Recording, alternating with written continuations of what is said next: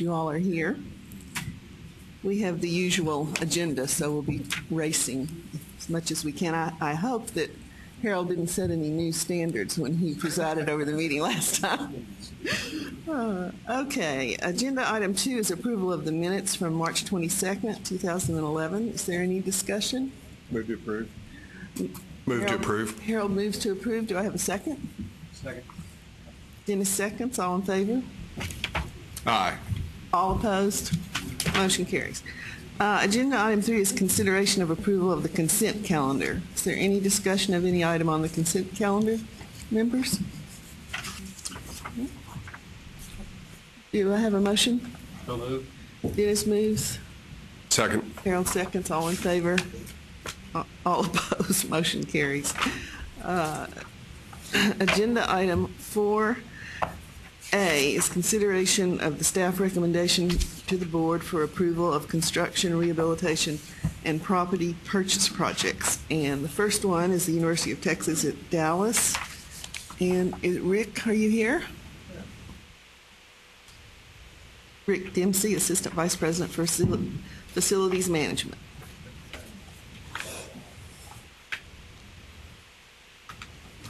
Morning, Dr. Phillips. Good morning. Here to present the Arts and Technology Complex. Rick, would you punch that button? It looks like it's on, but it's not. The light There we will go. come on. Yeah. Is that better? Yeah. Bingo. This is a project that was designed by a combination architecture group, Studio Architecture out of San Francisco and VA architects that are out of Dallas.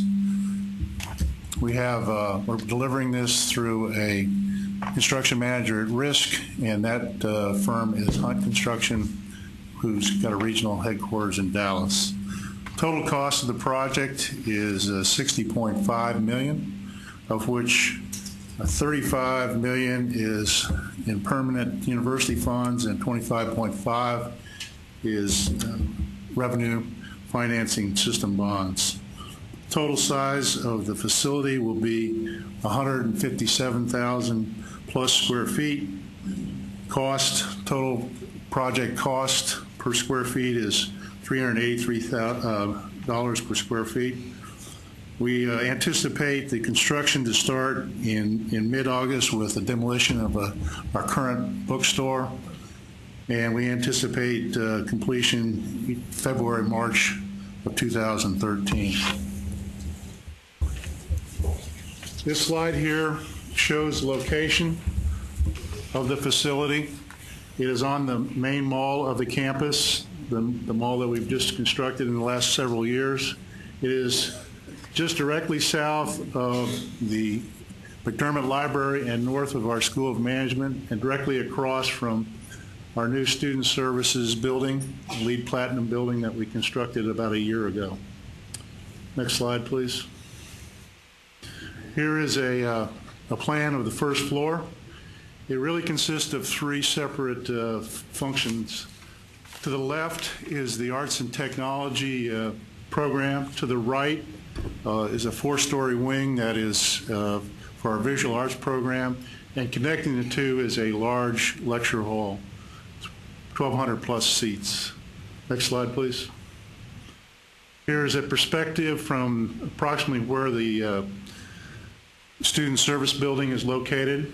We tried to match architecture of surrounding buildings, so you can see some of the lattice work that fits in with the trellis that's to the north and the Student Services building in this location, as well as sort of the massive tower to the left fits in well with the library. The other function of that tower, which is important, is that we put all our specialty items in there. We had some requirements for high ceiling heights. We also had some isolation slabs. They all went into the tower, made it easier to design the rest of the building as more standard and more cost-efficient building. Next slide, please. Here's a view from the southeast. This is the exit and entrance to that large lecture hall, but again, it's hard to see if you look all the way over to the left, you'll get an idea of what the student services building and how this building would match in with that building. With that, open for any questions that you might all have. Thank you, Rick. It's an exciting project. Does anyone have a question? Harold? You're a pretty big old boy, so I'm not going to give you too much trouble, but Well, that's appreciated, sir. you said the architects were, could you go over those again? Yes, Studio Architecture out of San Francisco. They're a firm that was involved in some of the designs for the Google headquarters. This program is very high-tech, and they understand high-tech. So they were the design architects. And then the Architects of Record, or VAI, which is a firm there in Dallas that are doing the construction drawings. So the studio architecture was because of their specific talent? And was that, did they bid on these, or? Yeah, they basically were a joint group. The two of them joined together and made a presentation, and we felt they were the best qualified group. Okay. A follow-up question, Madam Chairman, and then a budget-related question. So the combined architectural groups, are their design services lumped in on the line item that's $4,729,000? That's correct. Okay. The other professional fees, which are an additional $500,000, and the 0.83%, what are those fees for? Geotech, surveying. We're very concerned with waterproofing, so we bring in a waterproofing consultant. These sort of folks. Okay. But all of that is additional to the usual A&E fee budget. The other question I had, Rick, was about the 15,000 square feet of shell space. Yes, sir. Could you show us on your floor diagram where that shell space is? It is primarily in the wing on the right-hand side, which is visual arts, and we're hoping that we're going to get some gift money to build that out as part of the project. The one thing that wasn't crystal clear to me in our briefing is that it says the 15,000 square feet is specifically, as you said, for visual arts. It's scheduled to be left as shelled space and will utilize the $5.5 million remaining of the total projected cost. So I'm assuming that $5.5 million is part of the 60.5? No, sir. So it's in addition to the 60. That's correct, and we're kind of holding that back. And as I said, we're anticipating getting some gifts and not having to spend that 5.5 of I think it's all revenue financing. So so it would be a cost of $66 million if the gifts weren't to come through. But yes, sir. The plan is to do that through donor gifts. Or we may not use a lot of contingency that we have in there. We can use that to buy out some of that as well. Yeah. Okay. Thank you. Are there any further questions? Dennis? I have two questions, please. Number, I see where you're having a 1,200-seat lecture hall. How does that compare to any other lecture halls on campus in terms of seating capacity? The largest one we currently have is around 500, 525. Oh, you need a bigger one. Absolutely. Yeah. The second question I have, Madam Chairman, is could you give me remind me what y'all's enrollment is at UTD? University of Texas at Dallas, sir. It's UTD. It's last fall was 17,128, and we anticipate a fairly significant increase for this fall. I believe we're going to be in the 18,500 range. So we continue to grow at a very rapid pace. Thank you. Any further discussion? Move to approve. Second. Made, motion seconded by Dennis. All in favor? Aye. Aye. All opposed? Motion carries. Thank you so much. Thank you very much. Appreciate it. Agenda item 4B2 is Texas State Technological College in Waco. Dr. Stuckley? 4B. Oh, sorry, for From the consent. Huh. No, we should be on. Let me see what happened to my. 4A2 is the Cougar Village 2. Sorry, I turned my page, I've got it. I turned my page too soon. I'm sorry to get you all the way up here. Just consider it like, Free exercise program. yeah, free exercise. 4A2 is the University of Houston to construct Cougar Village 2, and it's Emily Mesa, is that correct? That's correct. And Spencer Moore. Welcome. Thank you. Sorry, I tried to skip you. You probably would have rather that.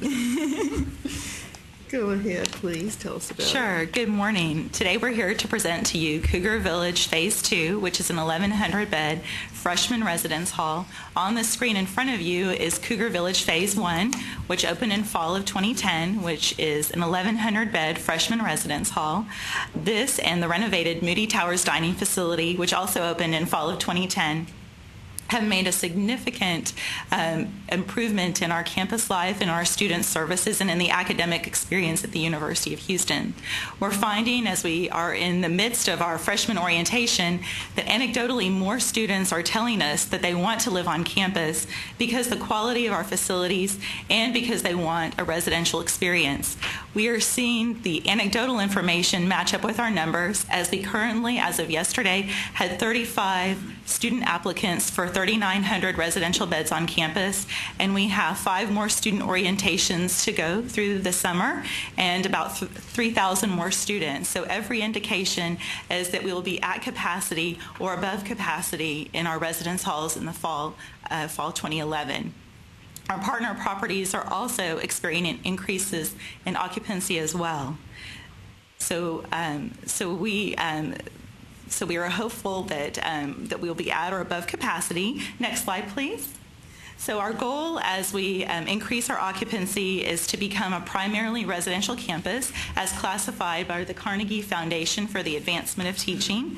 And in adding Cougar Village 2, the 1,100-bed facility, and Cougar Place replacement, which is an 800-bed sophomore facility currently in the planning stages, we will have enough housing on campus to house 25% of our undergraduate population, which is necessary for this Carnegie classification.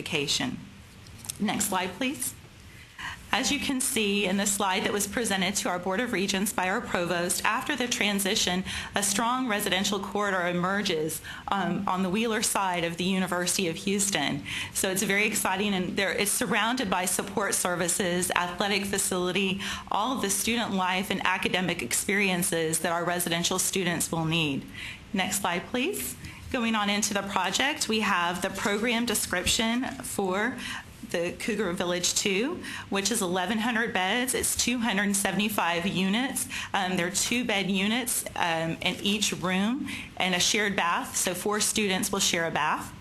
There will be apartments and places for our resident staff. So this is professional staff to support the residents as well as faculty and residents. We have a very successful faculty and residence program, and it's created a very vibrant academic community for our residential students. There will also be 35 individual apartments for residential assistants to continue the student development. And this is similar, of course, to our Cougar Village model that has been so successful. Next slide, please.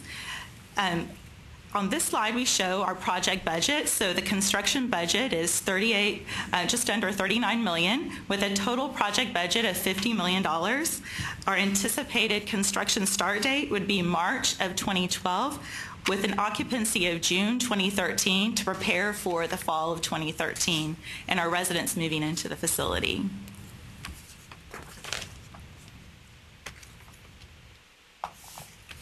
Spencer, are you going to speak? The supporting cast. Okay, great. Are there any questions? Madam Chairman, I have one question. It's in regard to how that building is going to be situated. Will that be connected to the Moody Tower dining hall? Are these facilities going to continue to share the same dining hall? Yes, Cougar Village 2 will share Moody Towers Dining Hall, but we recently had approved the West Side Dining Facility that was approved by the coordinating board, and that will serve the Quadrangle residents as well as Cougar Village 2. So we are already in the planning and beginning construction stages for the West Side Dining Facility. Will you tell me logistically where this building is located in relationship to the first Cougar facility that was built Yes, it will on be. Wheeler? Yes, it will be just adjacent to Cougar Village 2. Did you want to On provide? the west side. It'll be just west of Cougar Village 1. Okay. I think y'all had a slide, actually, that Yeah. you want to go back to it. Go back. I didn't Yeah. see. It just creates a... Closes in the courtyard. Thank you. Other comments? Yeah, Chairman Phillips, I had a question about the demolition of Cougar Place, which I think, is that on the footprint of that sort of baseball diamond-shaped gray? It's just adjacent to it. Oh, no, you're right. That is the baseball diamond. It is, yes. And that is in the planning stages. What will be the net loss of either in square footage and or percentage of bed space? Is Cougar Place currently, it's residential, but it's It at the is end of its current. useful life? It is, yes, that is exactly it. And so we'll be demolitioning that. The plan is to demo that and then bring it back into between 800 to 1,000 beds of sophomore housing so that we have a matriculation plan. Because what's happening with Cougar Village is that the students, they find their roommate at Cougar Village 1, and so they want to move over as a cohort, but we really don't have a place to move them over as a cohort and continue the great experiences they're having both in academics as well as socialization and student development. So with Cougar Place, we'll be able to move the students over as a cohort and continue that great student development. So how many beds will you be demolishing? 450. 450, and then going back with 800 to 1,000, so net gain of the difference, obviously. Okay. Thank you. Yes, sir. Any other questions or discussion? I think it's so interesting that you're finding this demand when all the futurists are saying that, way in the future, that residential college experience is going to slow way down. Do you think it's because you're in such a huge urban area? I think so, and I think that what we're finding as well when we reached out to our students this year and conducted some town halls and focus groups, and these were largely upperclassmen who live in our Quadrangle, which is our historic residence facility on campus, that these students really like the residential experience, even though perhaps a couple of years in the past, we might have the opposite may have been true. They may have wanted to live in apartments. But what we're finding is they really like the community. They really like the experience. They like not having to cook and being able to eat in a great dining hall. So that was really interesting for me because I would have thought that as they matured and matriculated, they would want to move into apartments. But we're finding there's a good number that really like the close-knit academic community, being close to the library and having great access to the academics. When you plan a building like this, do you look at alternative uses if you ever didn't have the demand, or is that not part of the planning process? Just deal with that if it happens. I think the great thing is that these facilities will also have classrooms and as well as lab space. So there are, and currently in Cougar Village 1, it's multi-use. So certainly, I think we look down the road as to how the facility will be utilized over time. But I think our goal is that, certainly to support our academic mission, that we continue to be a residence facility. So that is our hope and our desire, is that we continue to have such strong connections with the academics that the students want to continue to live there because they'll see improvements in their grades and of course, in how they progress and, of course, in graduation rates. Students who live on campus have higher grades and higher graduation That's rates. typically the case, yes. Studies have verified that. Exactly, That students yeah. that do live on campus typically do better academically. Seen that before. The staff recommends approval. Do I have a motion? I so move. Second. Ms. moves, Harold seconds. All in favor? Aye. Aye. All opposed, motion carries. Thank you Thank so you. much. Now, Now we're to 4B1, which is on the consent calendar. And 4B2, we're ready. I think you know the way up here by now. Dr. Stuckley, Dr. Hendricks, and Mr. Paul Woodfin. Welcome. Good morning. Good morning. To my immediate left is Mr. Woodfin, and Dr. Hendricks is to his left. We also have with us today Dr. Glenda Barron, the president of Temple College, has joined us today. Scott Martinez, the executive director of the Hutto EDC, is with us, and Ed Broussard, Hutto city manager, has joined us as well. This is about our partnership. Next slide, please. At East Williamson County, which we refer to as UCHEC. It is indeed a MITSE in partnership with Temple College, TSTC, and several university partners created by the Texas Education Code 130.092 in 2007. Back in May, or in last month, in this year, the voters in Hutto approved the branch campus maintenance tax by an approval rating of approximately 72%, which was very good and had a record turnout in that community in support of it. To pay for this thing, we've had significant additional contributions by the city of Hutto, Hutto EDC, and Hutto ISD in helping us pay for this new facility. And I think it's important to note that no state tax dollars are required to maintain or construct this facility. Next slide, please. The location, prime location, virtually at the intersection of US 79 and Toll Road 130. There's approximately 56 acres to establish this first facility on. Of course, we expect it to be one of many facilities in the coming years. Next slide, please. TSTC Waco, or TSTC, I'm sorry, Texas State Technical College will construct and own this building with the parking and the infrastructure at the center. The labs that we will be designing and the classrooms in this building will be multi-use, to be used by all of the partners, including Temple College and the university partners. I just mentioned the fact that they will indeed be multi-purpose classrooms and labs to improve and to help us get to our space model targets and to exceed the space use efficiency numbers for that particular location. And then the next slide, please. Just to give you an update on our space support at TSTC Waco. Over the last several years, as part of an old Air Force base, we've managed to address some of our critical deferred maintenance issues, one being the renovation and completion of our new chiller system for our HVAC facilities at TSTC Waco. Many of the facilities that were designed in the 60s and the 80s, we're going back and readdressing those and looking at the needs and consolidating programs to make sure that we do increase our numbers, or efficiency numbers.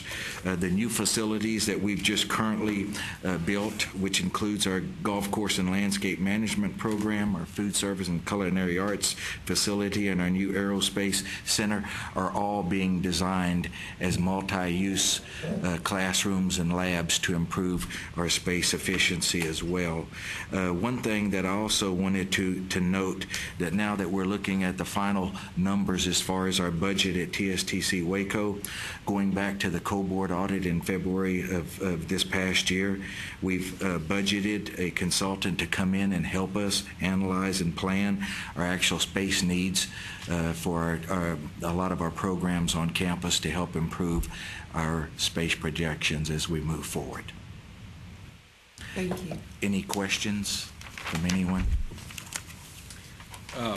Appreciate particularly that last slide, because you anticipated questions I was going to direct to staff. Yes. Because our briefing just says that there's an acceptable plan of action on file in space use efficiency, surplus, and critical deferred maintenance, but with what I'd like to see is, either that or at least a summary of what's the progress so far, because we don't know if the plan was submitted a month ago or 2 years ago or what have you.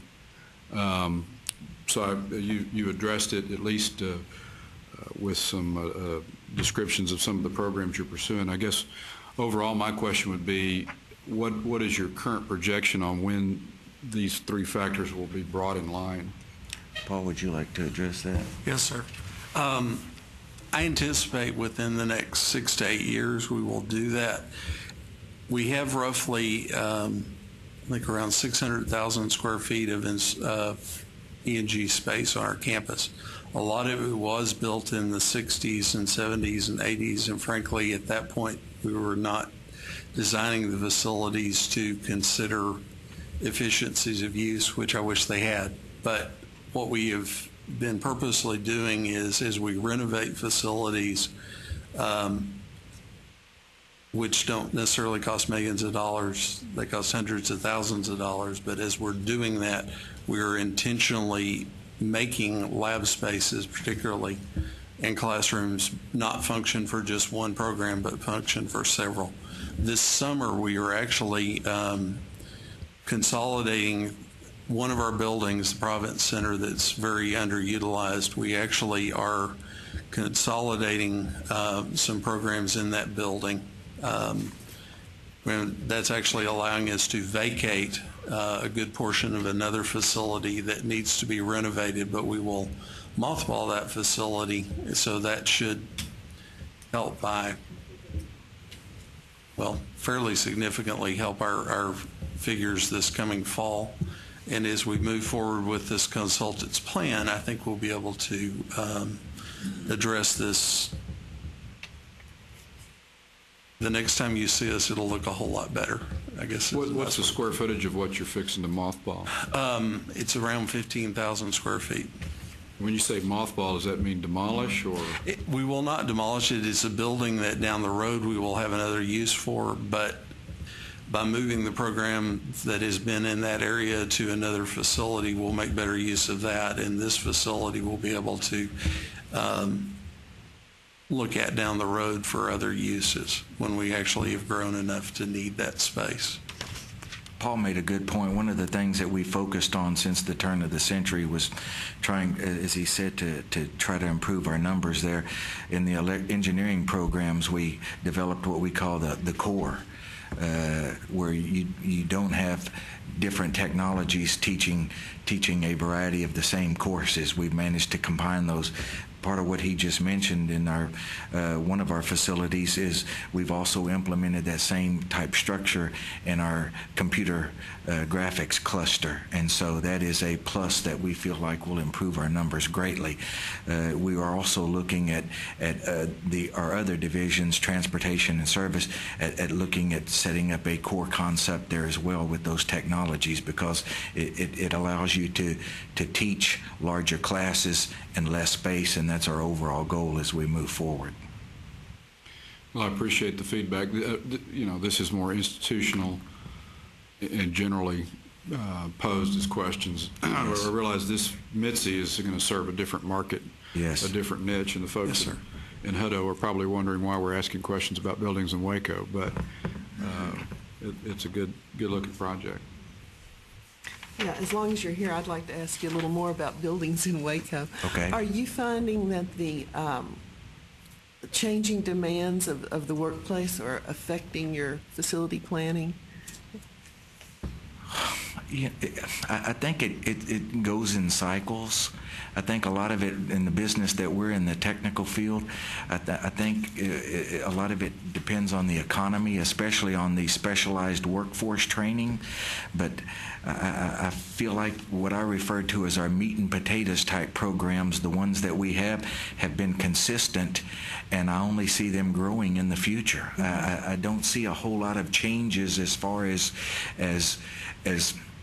this program going away, or what are our needs going to be. I think over the next 10 years we will see new programs develop, but I still consider our meat and potatoes type programs to be sound and consistent. And of course the specialized workforce training that we do for business and industry, as I said, it goes in cycles. It depends a lot on the economy. But I see steady growth for us in the future. Any further comments or questions? The staff recommends approval. Do I have a motion? Moved. Gerald moves, Dennis seconds. All in favor, aye. All opposed, motion carries. Thank you so much. Thank you. Next time, you'll just have to do one lap. Is Mr. Molina here yet? Our next agenda item, 4B3, Texas Tech University will have to have pending because the plane is delayed from Lubbock. So we will move to agenda item 4B, our presentation by the University of Texas System Institutions on future campus plans. Dr. David Pryor, Executive Vice Chancellor for Academic Affairs. Welcome.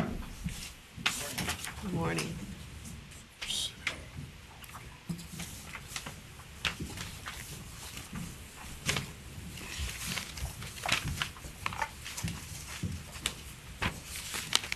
Please go ahead. Thank you for the opportunity to talk about the University of Texas system and its plans. Not sure the mic is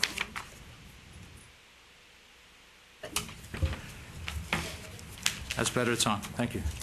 I think we've provided you with a rather long and extensive PowerPoint presentation following the guidelines that you'd suggested for us. But if I may, I'd like to make a few comments, and then I'd be happy to answer your questions. As you know, the University of Texas academic system comprises 9 academic institutions with a total of 198,000 students and an increase in the past year of about 4.3%. They range, of course, from the flagship University of Texas at Austin with 51,000 students, the 4 emerging research universities at Arlington, Dallas, El Paso, and San Antonio, and then 4 regional universities that serve different parts of the state in a variety of ways. Obviously, I think you'll appreciate that with a variety of institutions like this, one size certainly does not fit all. But I will say that all except University of Texas at Brownsville have been growing, and growing dramatically over recent years, and continue to grow.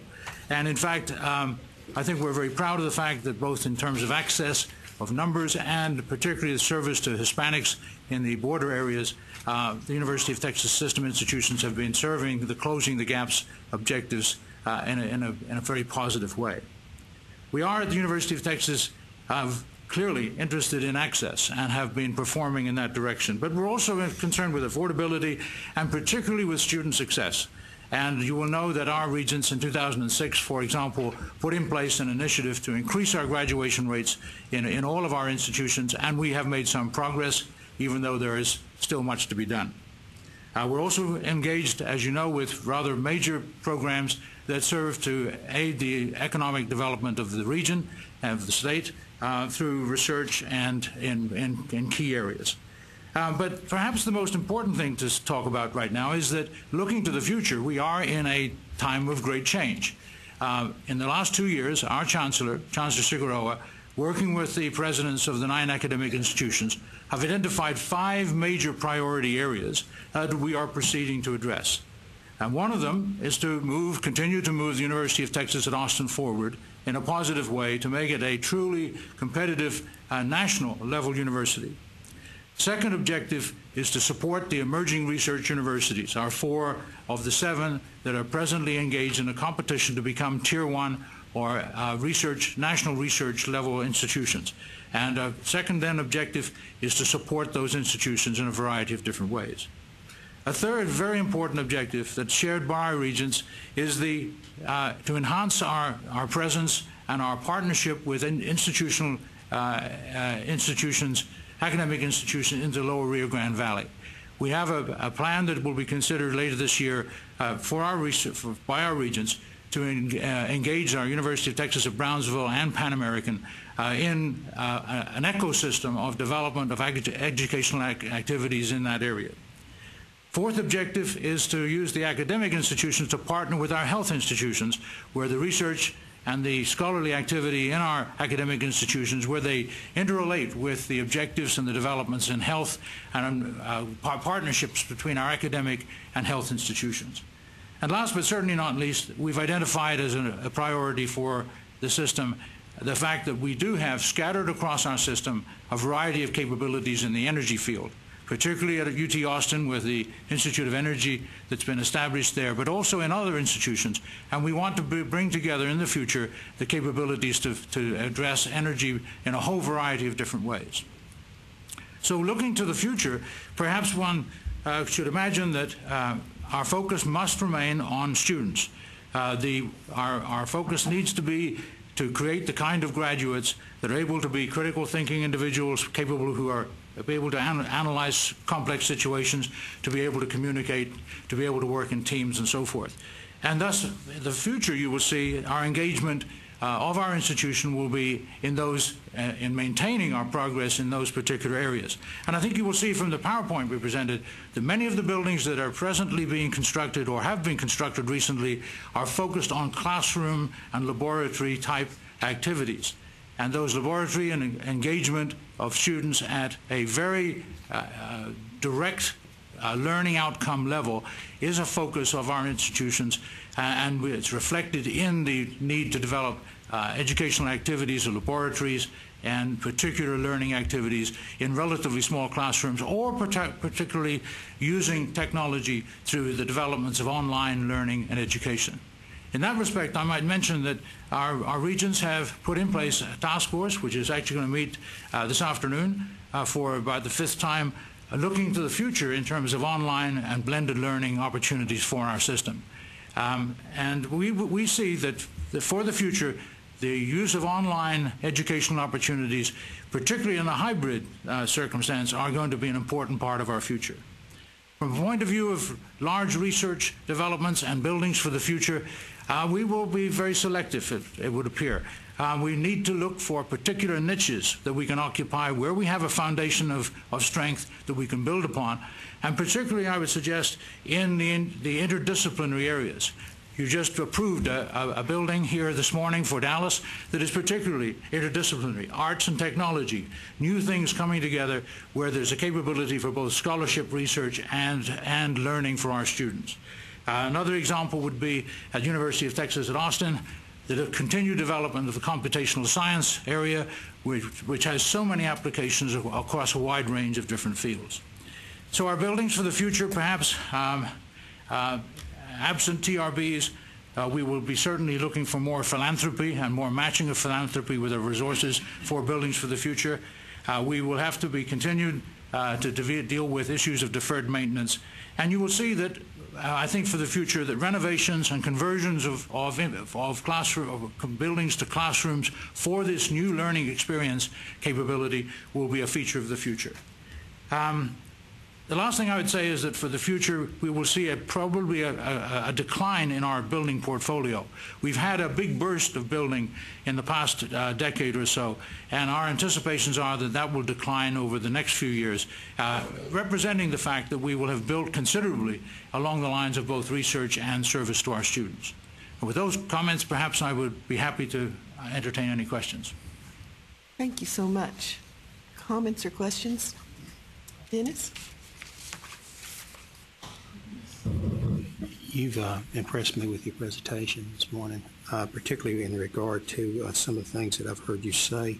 Students focusing on teaching analytical thinking and problem-solving skills. I think that's something that we've all been concerned about for a long, long time. That rings real loud and clear, I think, to most of us.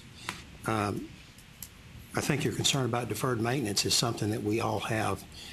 We've built a lot of buildings, and I'm happy to hear that you've acknowledged the fact that with those buildings, perhaps we're beginning to get those buildings in place, and that we need to take a serious look at that continued, or the need not to continue with building large buildings that continue to acquire a lot of maintenance and resources to keep up.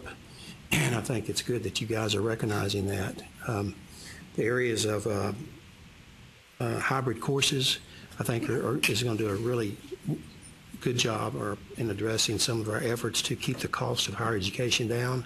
I applaud you in that area, sir. I have a concern in terms of how are y'all thinking about, and I'm sure you are, allocating resources. And in my mind, that there's certainly we need more money in higher education, but some of the problem is not so much that we don't have the money, it's that how we're allocating those resources. So would you comment in terms of y'all's thinking in that area? Or y'all stepping back and reevaluating just how y'all take the money that the state is giving you and how you can allocate it to best serve the needs of students? Absolutely, and I should mention that yet another of our task forces that our regents have put in place have to do with the title of that task force is Excellence and Productivity. And certainly over the last few years we've been looking very hard at how we use our resources, and we have in the past couple of years we've had particular measures aimed at cost efficiencies in a whole variety of areas. They range from administrative reductions, for example, reducing the cost of administration. Our administration at the University of Texas is one of the lowest in the state, for example, but also use of facilities.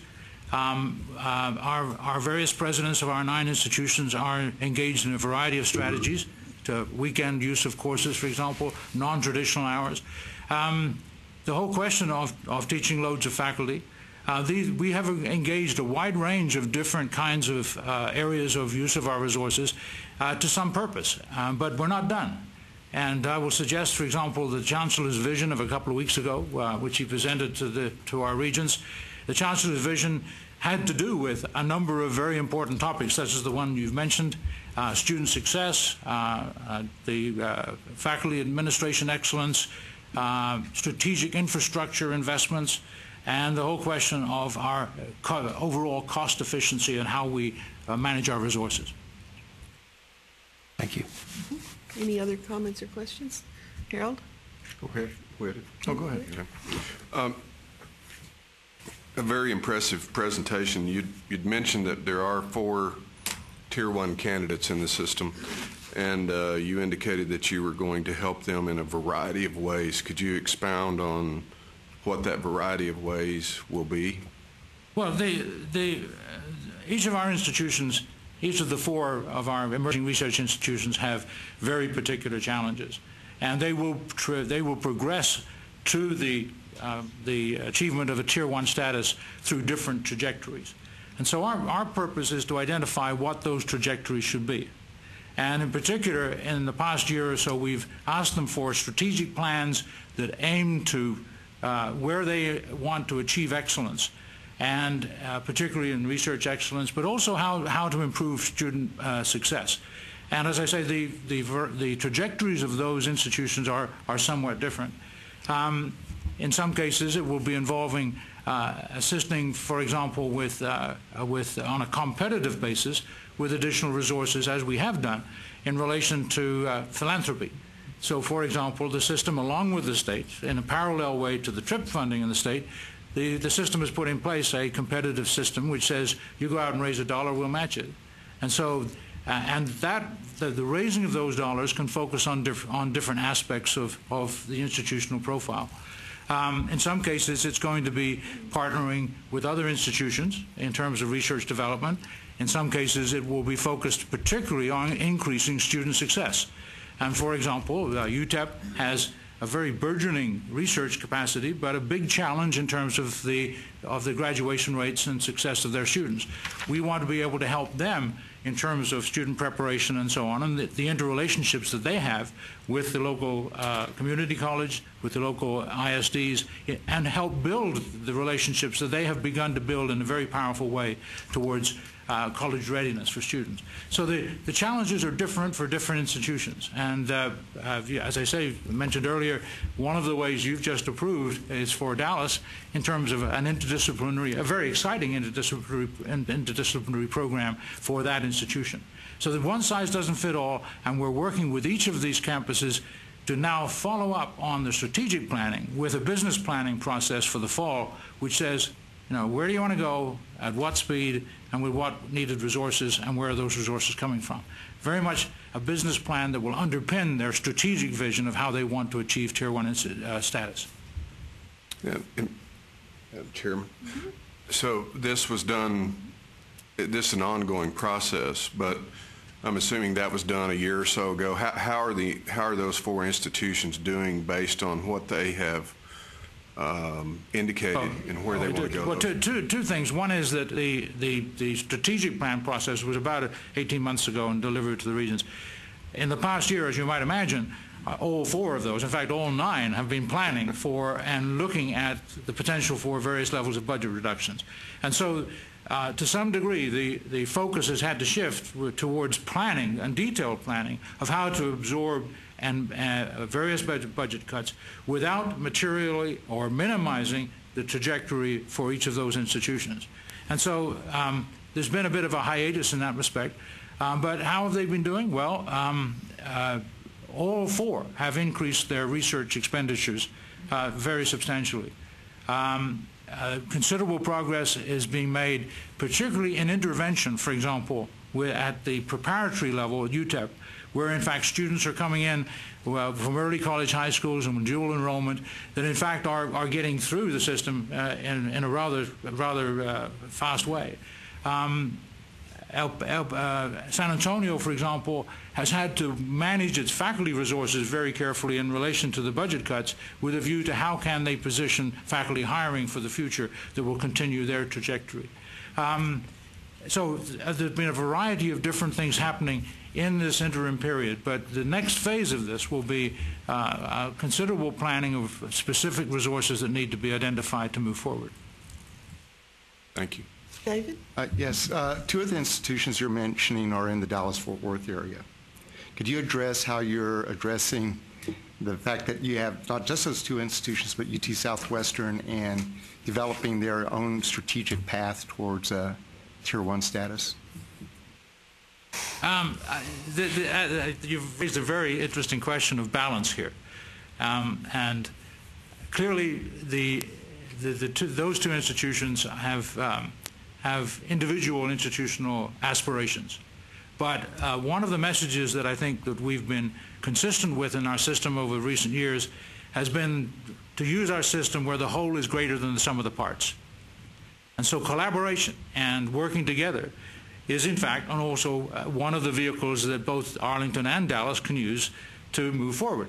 And indeed, they are, with suggestions from the coordinating board, they are presently in discussions about how to pursue a joint or a partnered mechanical engineering program. That doesn't infringe on the individual identity. What it actually can do is create a very positive synthesis that otherwise would not occur. And I'd like to expand on that a bit. One of the things that is important for a system of our kind is for our institutions to help and work together. And so, for example, San Antonio has a very powerful relationship with UT Brownsville. UT Brownsville has a number of very good physicists doing cutting-edge generational wave research, and they have arranged, through the coordinating board's support, an arrangement where the degree granting of a doctorate degree is at San Antonio, but there's a partnership arrangement between physics at Brownsville and at San Antonio. And we're looking for ways to do more of that, not only for our Tier 1 institutions that can build both their individual and collective capacities, but also to partner across our system. And by the way, to partner beyond our system, because it's not just all, I think we have to remember that all of this, that the University of Texas system is just a part of the educational capacity and capability for the state. And as such, we have been working, for example, for partnerships with Texas A&M, my former institution, on shared library facilities. We've also worked hard at the University of Texas system in the past few years to build better relationships with our community college partnerships and to develop more affiliation agreements between individual institutions, but also to develop a capacity where the University of Texas is playing into the need to develop capabilities for the good of the entire state of Texas. Regarding the relationship with community colleges, have you evaluated how your efforts can be integrated with our efforts with our Lumina grant, in which we're looking at statewide transfer compacts? Well, I wish Martha Ellis was here to answer that question. You know very well that Martha has been working very hard with TAC and others, and I think we have similar objectives, and I think we are working together. But I can't talk to the details. Any other comments or questions? Yep. Thank you, Dr. Pryor, for the presentation, and thanks for being here. You had mentioned earlier about the online delivery platform, and as y'all look at the alternative delivery platforms, that's being talked about all over the state, obviously. I know in places like UT Arlington, they've been real successful in some of their programs. I think in their nursing program, I think, where they've delivered online education. Are y'all looking for a one approach across the system by driving this out? Because I know that it's been successful in some of your institutions. And what are the expectations of the regents coming out of this special committee that's been formed? Well, first of all, I think one should say that we've already made, I think, quite considerable progress. We have some 80 degree programs fully online. We have something like... They're not hybrid, they're totally online? Totally online. Okay. We have something like 1,500 courses across the system that are directly online, degree courses, and something like 3,000 to 4,000 hybrid courses already. And so already we've laid a foundation for future development of online and blended learning activities. The short answer to your regent's expectation is that University of Texas intends to become a leader in this field. And I can't talk to the specifics of where the recommendations are because, in fact, some of those recommendations are going to be developed today. But very shortly, in the next few months, I think there will be specific recommendations about how we want to move forward in this particular area. Once again, one size doesn't fit all. There are quite different things that can be done in different areas. For example, the University of Texas at Austin is engaging in some very, very interesting work with Carnegie Mellon and Harvard on the development of online gateway courses, where in fact helping young people get through the courses that sometimes trip them up and cause longer graduation rates and so forth. Have those in a very highly sophisticated technical manner become very, very helpful to those young people. And that is a research component of how to develop the next phase of online activity that's specifically related to that problem. Quite differently, University of Texas Permian Basin, for example, they have long distance issues. I mean, they've got a widely scattered population.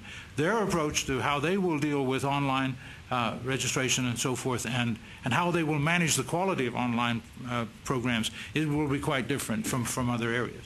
So we've got a variety of approaches that are beginning to come in play. By the way, it's built on the telecampus model that was successful for a dozen or so years, where the system invested money in technology and faculty training. We've now done away with telecampus and now created a thing called the Shared Service Alliance, where all 15 campuses meet together to look for new ways to develop online opportunities and to share technologies and to share the vision of the future. But right now, our regents are challenging us for a vision of the future. And as I say, in a relatively short period, I think some exciting things will emerge. Thank you. Dennis? Dr. Pryor, I have another question quickly. You've made several comments with regard to hybrid courses and online courses. And I know in community colleges we have what's called a Virtual College of Texas. Do we have anything similar to that among four-year institutions in the state of Texas? And is there any thought in terms of, instead of perhaps multiple institutions developing individual online courses, is to standardizing certain courses statewide, standardizing the curriculum within those courses, defining what needs to be taught, for instance, in freshman physics, vertically aligning that curriculum from our public schools into our community colleges and then into our senior institutions. Could you comment on any of the work that's presently being done in that area, please? Yeah, forgive me, I am not an expert on online education, but our Shared Service Alliance, for example, is talking about modular development, of course, as one of a number of approaches, and where modules will be developed by individual faculty, let's say for a course in history, that experts in history across our system or beyond our system contribute elements of that to that particular course, and that then that course is taught by the specialist on a particular campus. There are a variety of approaches, as you know very well, that are being considered. The question is how best to be effective in the use of resources. There is a bit of a fallacy that that this is a cheap way to do business. It's not. A lot of upfront investment needs to be made towards the kind of options, to explore the kinds of options and reach the most effective outcome in the various ways you're describing. I can't talk to whether or not how to link with the virtual network of Texas and so forth, but because I'm not qualified to do that. Quick comment. I think this is a very exciting frontier in higher education, and I would love to see Texas, and you're alluding to the fact that University of Texas, and because of the large number of students and the place that and the role that y'all play in higher education in the state, it's refreshing to hear that you guys intend to be the leader in terms of online education and technology and innovation in terms of how we offer that. But I would love to see the state of Texas and the University of Texas system in itself, as you say, lead in the area of technology and innovation and creativity in offering these courses that are not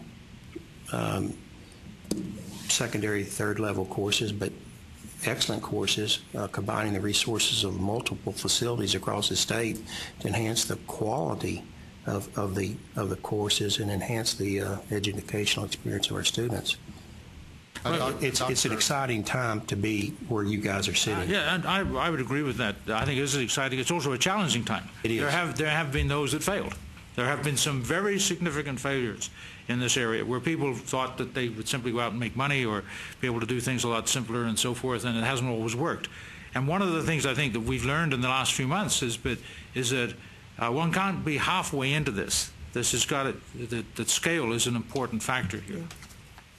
Yeah, and I'd like to add in, Dr. Pryor, you mentioned earlier how you're working with other systems as well, and I think this is an example of where there are things going on across the state. The virtual college was mentioned. University of North Texas has been heavily into this area for many years, and in some ways is a leader, I think. And you just brought up the most important issue, which is the scalability, and you gain something not just working within the system, I think, but across systems for some of these areas that are common. And I know we've worked with you in terms of the learning objects inventory, and one of your campuses is housing that with us. And so I think we need to make sure that we look across systems, and whoever takes the lead is great, but we really need to realize some of those economies while maintaining some of the individuality and uniqueness of individual campuses. And I agree entirely. As you know, I've only been with the UT system for a relatively short period of time, but one of the things I've come to admire about the University of Texas system as a newcomer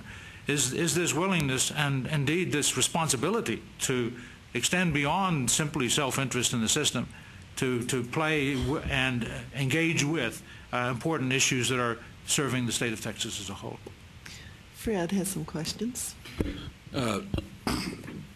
David, thanks for being here. And you mentioned a while ago the Chancellor's vision, which he outlined here just a few weeks ago and did a very wonderful job of doing so.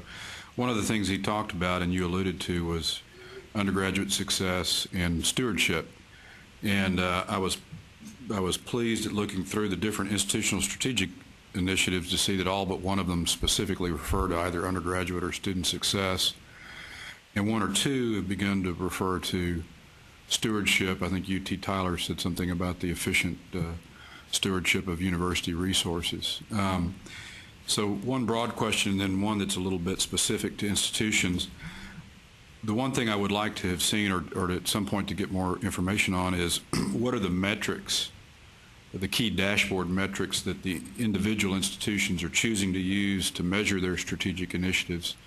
And, whether you can speak to that, broadly or specifically or somewhere in between. And then, secondly, I noticed that two of the four emerging research institutions, UTA and UTSA, their enrollment kind of flatlines for the 5 years between 2010 and 2015. And I was curious, albeit it flatlines at or above our coordinating board projected or goal level of enrollment, curious why that was, if it was purposeful or just something that they see in those individual markets.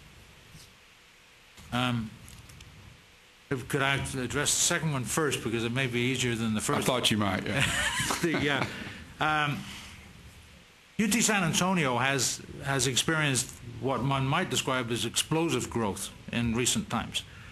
And frankly, I think that there's a bit of a leveling off which is deliberate there, because frankly they're on, in terms of facilities, in terms of available classrooms and so on, they are below the coordinating board standards.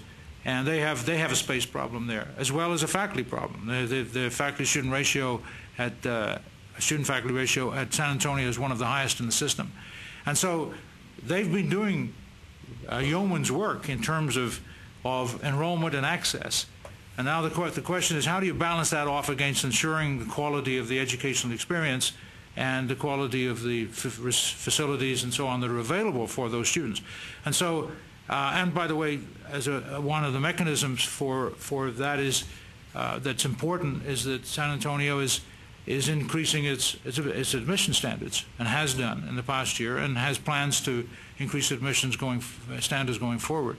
And I think that's consistent with where they need to go and the service that they can provide to the region. So that's perhaps a planned or needed flattening off of enrollment. Arlington is a different game altogether. I mean, Arlington has really explosive growth in the last year, and looks like having continued growth in this coming fall, in double-digit numbers. And part of that has to do with, as we've talked earlier, part of it has to do with online, but also part of it has to do with the growing reputation and service of that institution in its context. And so Arlington is growing and will grow. In fact, Dallas is growing. I mean, the numbers coming in, projected numbers for Dallas and Arlington for this fall are fairly considerable enrollment growth.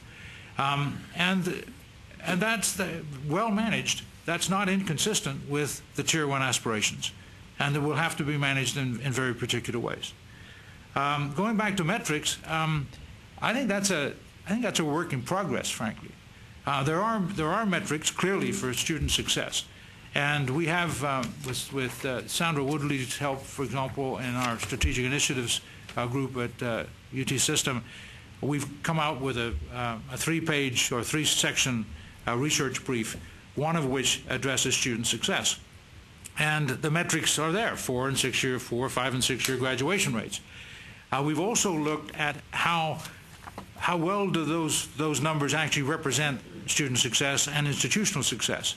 And as you well know, there are limitations to the definition of graduation rates and how well they really reflect what's going on. You will know, for example, that for leaving Austin aside, for the other 8 institutions, because 4 and 6 year graduation rates only reflect first-time, full-time students that stay in that institution, only 31% of all of our students actually count in the 4 and 6 year graduation rates. So we're looking and using other metrics. And first-year persistence, for example, is an important one. But increasingly, nationally, you will know that the numbers of degrees produced is an important metric. And what we have seen is that, and I don't have the numbers in front of me, but over the last few years, what we've seen is with enrollment growth, even though there's been considerable enrollment growth, the numbers of degrees produced are actually at a higher level. And UT Austin, for example, we just produced some data the other day for the last 30 years, where UT Austin's undergraduate enrollment has been pretty flat at 38,000 or thereabouts, and the numbers of degrees produced at UT Austin in that same period has increased 34%. And so degrees produced, that's the business we're in, getting people out with degrees and with qualifications that mean something, that are high quality.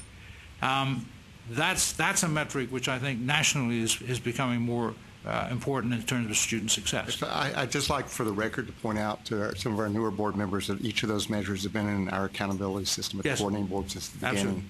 Absolutely. So we've emphasized each of those.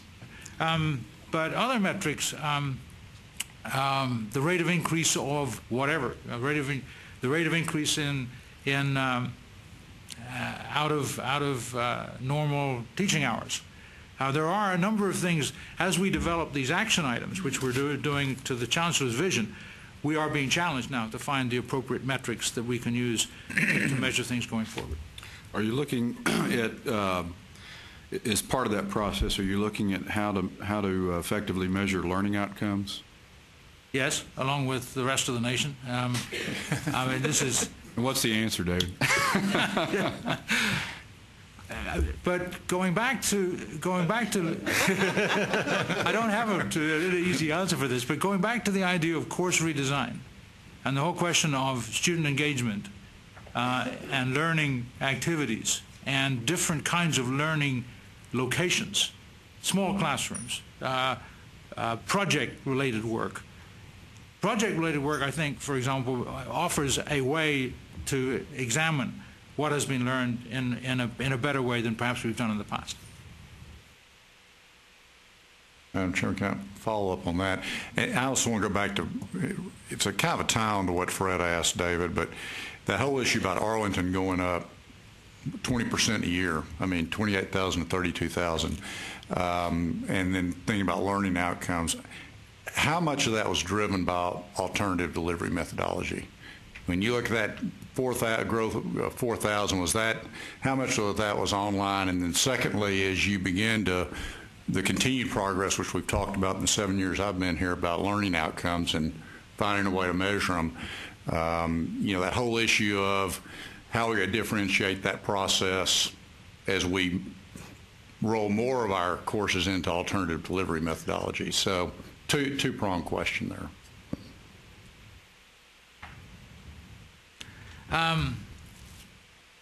And your thoughts on it, your opinion on it. I'm not sure I know how to answer that. Tell me the question again in a different way. If you look at Arlington, its growth. Yes. Number one is, how much of that growth has been driven by alternative delivery methodology? I don't have the specific numbers in front of me here, but I mean, I would guess it's in excess of 50%. Pretty substantial. Yes, it is. And has any drill down work been done to look at the quality of that education, that 50% growth versus how it's historically been delivered? Well, I think that, yes, indeed, the question of looking at the broader question of looking at the quality of online work and what is being learned is, in fact, of great concern. And there is work being done comparing, for example, face-to-face with online. And there's work, for example, that's been done by a report last year by the Department of Education in which it points out that probably the most effective way is the hybrid method, where, in fact, that the combination of online and face-to-face results in better quality learning by the student. And one has to say that the question of online education, we have a duty to monitor and examine and be very careful in assessing quality of delivery and quality of learning in whatever best way we can, because it's not at all clear in all cases that for all people that one size fits all in terms of simply pumping out something and making it available. Preparation of the student, the degree of counseling and the degree of interaction. For example, I happen to know that UTPB, the faculty actually go visit. There is go visit schools where some of the online education is to make sure, where the faculty are actually checking up on what is, how much is being assessed and so forth. But the assessment part also, that's part of this really interesting work at UT Austin. The question of analytics, of how if you have something online, to what extent can the instructor understand how much is being understood by the students during that class, and how that then relates to a change in what is delivered next. There isn't any point just sort of going from one lecture to another or one class to another in a progression. Really, to make this work, there's got to be interaction. And the modern technologies are allowing more of that interaction to be evaluated. These are complex questions you're asking here, and I don't have all the answers. Thank you. Any other comments or questions? I'd like to make one comment. When we had asked you what percent of students are now being taught online, and your answer was over 50%. 50% of the growth, I think. About 50% of growth, I'm sorry. Yeah, of that 4,000 students. And I caveat that, my caveat is I'm not sure of that number, but yeah, but my initial reaction to that is that's a good thing, because that translates to me that we're embracing technology, and our faculty is beginning to get on board with the changes in terms of how we deliver higher education. So I think that's I'm not speaking for the board, but I think that's going to increase access to higher education. We know students learn differently than they did when we were in school, and we're moving forward and utilizing technology and reducing costs and increasing efficiency, and that's what closing the gap is all about. So I think that's all good information. But if I may add to that, I think that the faculty are engaged and excited and understanding there are different ways to do things that actually can be very productive. And the other side of that is I go on campus visits a lot. Talking to students is very interesting to hear the excitement, particularly in some of our border institutions where they're getting opportunities for learning through online and blended learning that they didn't have before, and that's important. I think one of the more revealing comments I ever heard, David, was Fred and I were in a meeting with one of the UT Austin student region, and he was in Southwestern. And of course, it's a different level as graduate level work, obviously, but I think he told us he had been to one class and for one particular discipline that he was looking at. And, you know, and of course, he ended up doing a study for us as a result of that, which you saw. But it wasn't just because he was a former football player. Yeah. But it's, you know, I just think the challenge is going to be, you know, really measuring the quality of it. I think I'm a huge advocate of it. But the question is, it's always been, how do we measure the learning outcomes in classrooms? Well, I think that's going to become even more complicated as we push towards those alternative delivery methodologies, and understand you don't have all those answers, but it's one of those questions we've been asking for a long time. I think the point I would also make is that the one size doesn't fit all either. I mean, I think, for example, master's degree programs are actually being demonstrated to be highly effective online. Many master's degree programs, like MEDs. Yeah, and this is for a cadre of students who may be of 30 to 60 years of age. Yeah. Sure. And they are mature people. They've made a lot of choices. They know things. They're not in the socialization realm, if you wish, of an 18 to 24-year-old. And so there's a greater affinity, perhaps, of these kinds of courses, online delivery for that sector. The question of how you deal with 18 to 24-year-olds and to what degree that blends into the perhaps more traditional university experience, and how that really works, and what are the disciplinary differences that may be necessary to be addressed within that sector. These are really interesting questions. One follow-up. We promise not to keep you here all day, but I thought I was going to get 20 minutes. One or two of your institutions within the last year or two, and I want to say it was UTA was one of them, have brought in executive bench strength, if you will, with private sector continuous improvement experience. Are you familiar with any of the initiatives that one or more of your campuses may be driving through use of continuous improvement? Yeah, we are. I think the question of relationship with private deliverers is a question that is being pursued and examined at this point. Well, what I was referring to, and this is pretty specific, so it may be something that we could get some follow-up on at some time. But I'm talking specifically about campuses that have actually brought in-house from the private sector management that has experience using Lean Sigma, Lean Continuous Improvement, in order to introduce that approach, that what I would call sort of organized common sense approach to continuous improvement of different processes, whether they're academic, operational, or otherwise. Yeah, well, I think a couple of our campuses have, in fact, had that sort of consulting advice and found it useful. And, in fact, UTEP is one of those, and we've been encouraging UTEP to share their experience of an interaction with a consulting group of this kind with our other campuses to spread the word that you can have valuable inputs from third parties who can take an objective look. I believe UT Arlington is specifically doing this. In fact, we invited them to our Regents meeting because they've done extensive work in continuous improvement and have been helping other institutions, not just in the UT system. Thank you. Any further discussion? Thank you so much, Dr. Pryor. Thank you. We Thank you very appreciate much. your being here. David. Okay, agenda item 4D is a consideration of adopting the staff recommendation to the committee for approval of the nominated members of the Formula Funding Advisory Committee. This is just to comply with the Education Code, which requires us to appoint this committee on odd years. And you have a handout at we your did? I place? didn't see it. I knew it was coming. And the reason you have a handout is in the past, what we have done is the staff has made a recommendation and the board approved. Right. Looked at different things. HB 9, which was passed this session, had us go out and contact each of the chancellors and presidents and get their nominations and then select from their nominees.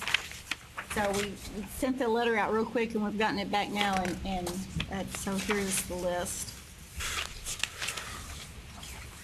Made sure that we made sure we had people from all the different accountability groups and systems and geographic regions. We actually already had that, but we went ahead and went out and asked the presidents for their nominees. Thanks, Susan. Any comments? Do I have a motion? So moved. Second. Dennis moves, Harold second. All in favor? Aye. All opposed? Motion carries. And I think our representative from Texas Tech just showed up. Oh, good. Mr. Molina. So we're back to item 4B3.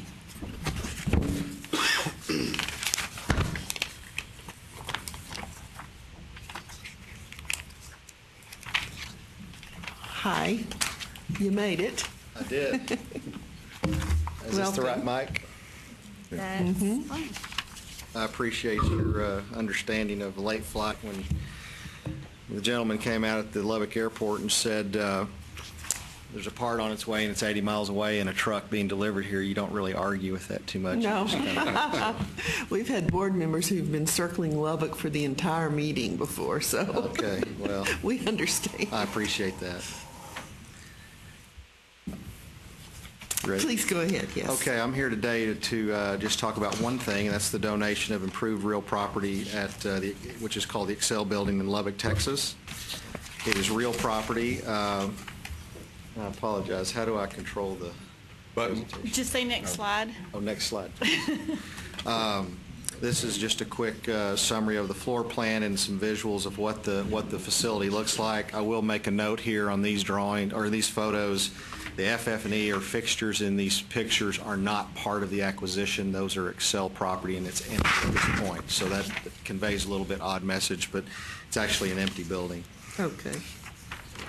The property is at 1120 Main Street, Lubbock, which is approximately 1.3 miles from the center core of our campus. It's 0.703 acres of land, including a parking lot, and the facility itself. It's a two-story masonry building with a basement sprinkled, 66 offices, 6 large areas for open offices. Next slide, please. Sorry. 78 parking spaces. It's 29,921 gross square feet with a net assignable of 17,851. Our total project cost is $2.15 million. The property value was appraised at $950,000, and it shows that there was a $935 appraisal and a $950. We're indicating the higher. The renovation cost is $1.2 million, which is about $40 a foot, and it is going to be funded with HEAF funds from the university. Next slide, please. In the spring of 2009, there was a consideration of Tech to part of a larger strategic plan to maximize our core campus to an academic focus and move some of the back end operation outside of the core campus, just for better utilization of our students and our campus and our team inside the Tech institution. That was when the idea started happening. Around the same time, in November of 2009, LP&L announced their intention to purchase the Excel building, which was a dual, or actually their competitor in the energy business, and along with their assets, including this facility. That purchase would facilitate the city's downtown redevelopment plan. That has nothing to do with Tech, but there's a larger thing going on in the downtown core of Lubbock, and removal of overhead lines, et cetera. Well, and Excel announced their intention to sell, not part of the Texas Tech deal between Excel and LP&L. That facility ended up staying in their asset list, and they decided to approach Texas Tech and donate that as a gift.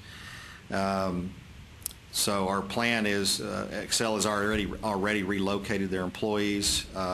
Here's where it got a little goofy. We had a lot of cooks in the kitchen, and I'm come just to apologize for that. We had the institution, the system, and a lot of local community members kind of stirring the pot, and we failed to, as a system or as an institution, to submit to you guys in the proper time. I think the gap was we were waiting on appraisals and data from Excel on the facility. We had our information ready to submit to you guys, and there was a time lapse there. So unlike our normal process, which is Amarillo, El Paso, and some other properties that we've just recently submitted on time and done well, as is our history, this one just kind of slipped through the cracks. So if there's any questions about that, I'll be more than happy to answer. But once the donor finished their due diligence and turned that information over, we immediately applied to the THECB for approval of the property. Upon receipt of the application, all the documents were finalized and submitted to your team. Next slide, please. The project parameters per your requirements, basically it meets all the standards required on the matrix. So I'm here today to just request approval for acceptance of this property. Thank you. Yes, ma'am. Any comments or questions? Move to approve. I do have a couple questions. Yes, sir. You can go ahead and get a second first, if you want. Okay, moved and seconded. Discussion? Just two questions. One is actually more directed at staff, but first, which administrative employees are moving off campus, and how far is this building from the campus? Yeah, 1.3 miles, which is directly down Broadway, and it's right off of Broadway, so it's accessible, number one, which was a key for us, and two, from an infrastructure perspective, we're already tied to that downtown, so our fiber is there, and we're able to communicate immediately. So that was the distance. What was the other part of the question, sir?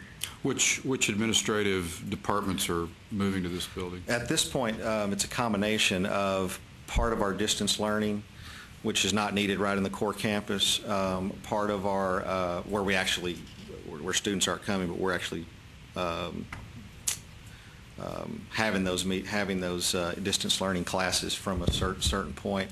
Part of our accounting and accounting staff, and our backside operations in terms of fiscal management. That's on the institution side. They probably would prefer to be called back office as opposed to backside, but yeah, that's just a guess. Okay. Okay. Any other groups there?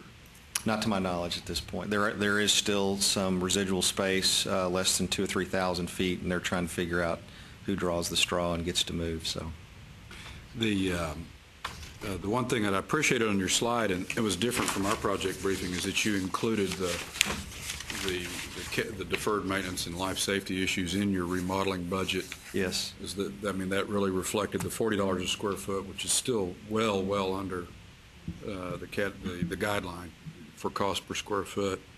And then, so my question to Susan and her staff is, why in our project briefing we don't include those costs? We just included the build-out cost, the new construction, but not. At the time, the way they had submitted it to us is what's in your briefing sheet.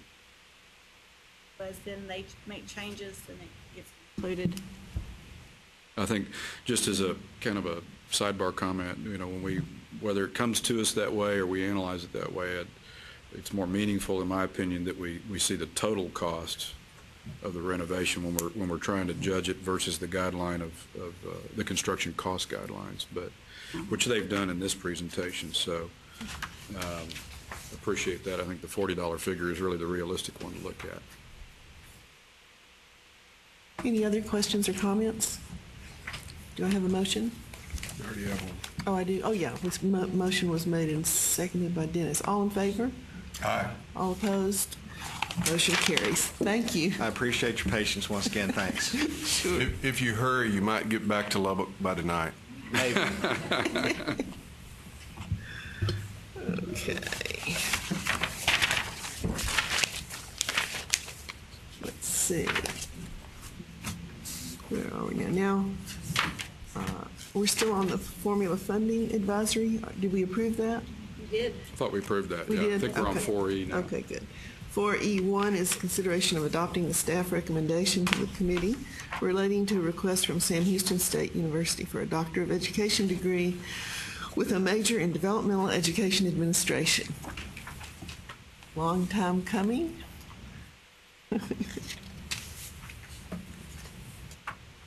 Thank you. Hi, welcome. Thank you.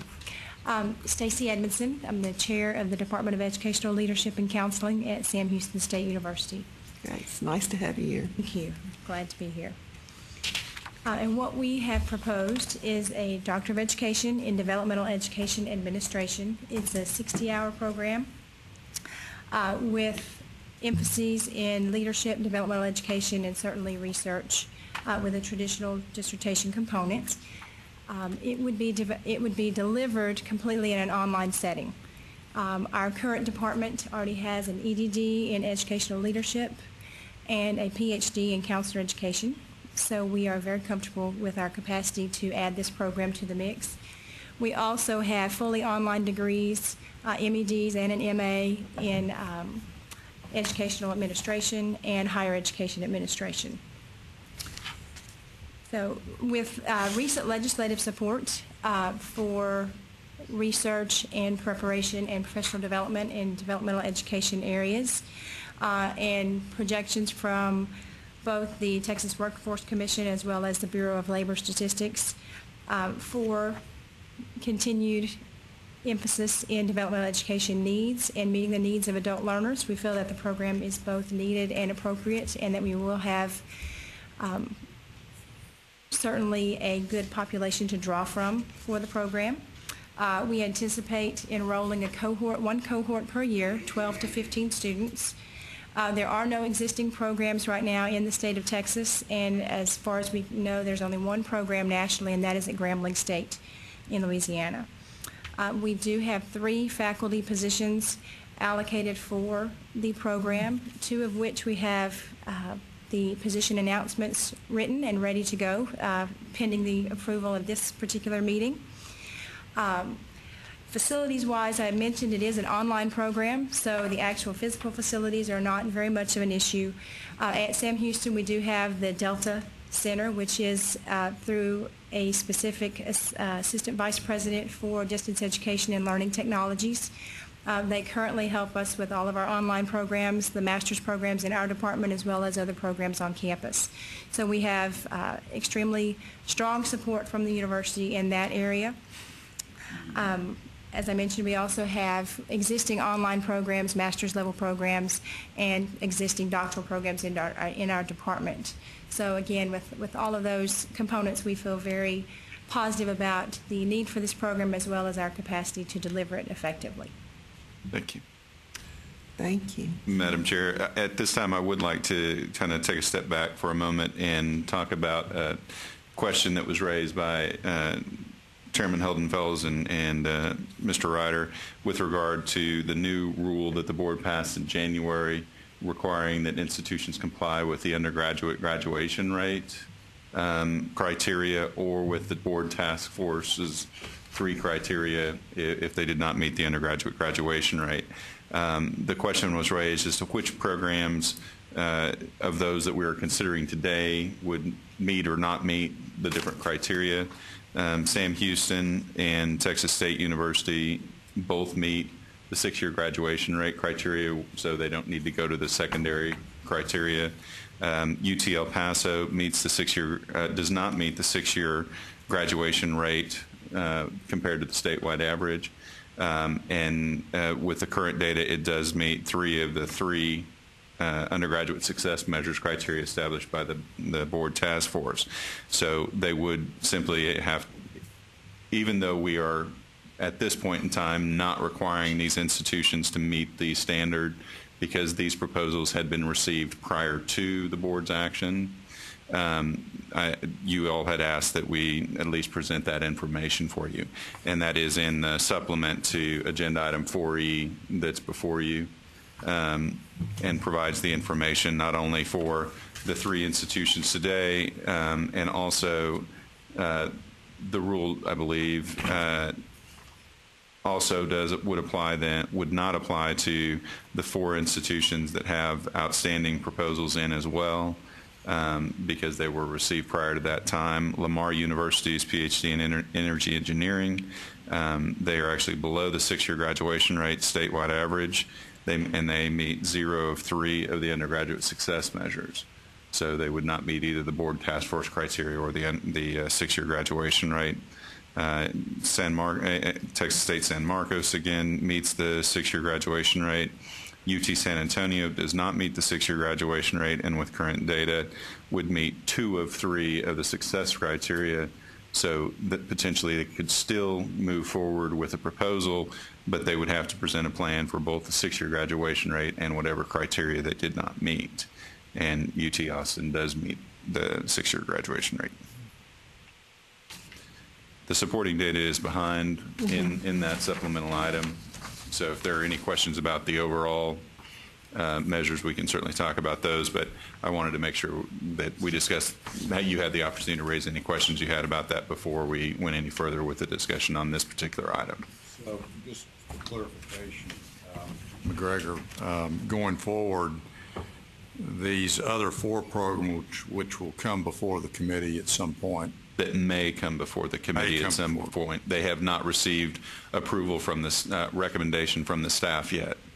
And so they may or may not be approved at the staff level or recommended to the board for approval. But they would be grandfathered or correct, whatever from standpoint of the and rules. So, but this is the end of that pipeline. After this, any requests subsequent to this will be yes, subsequent to the rule. Okay. Every report that has come in subsequent to the January approval will be considered under the new criteria.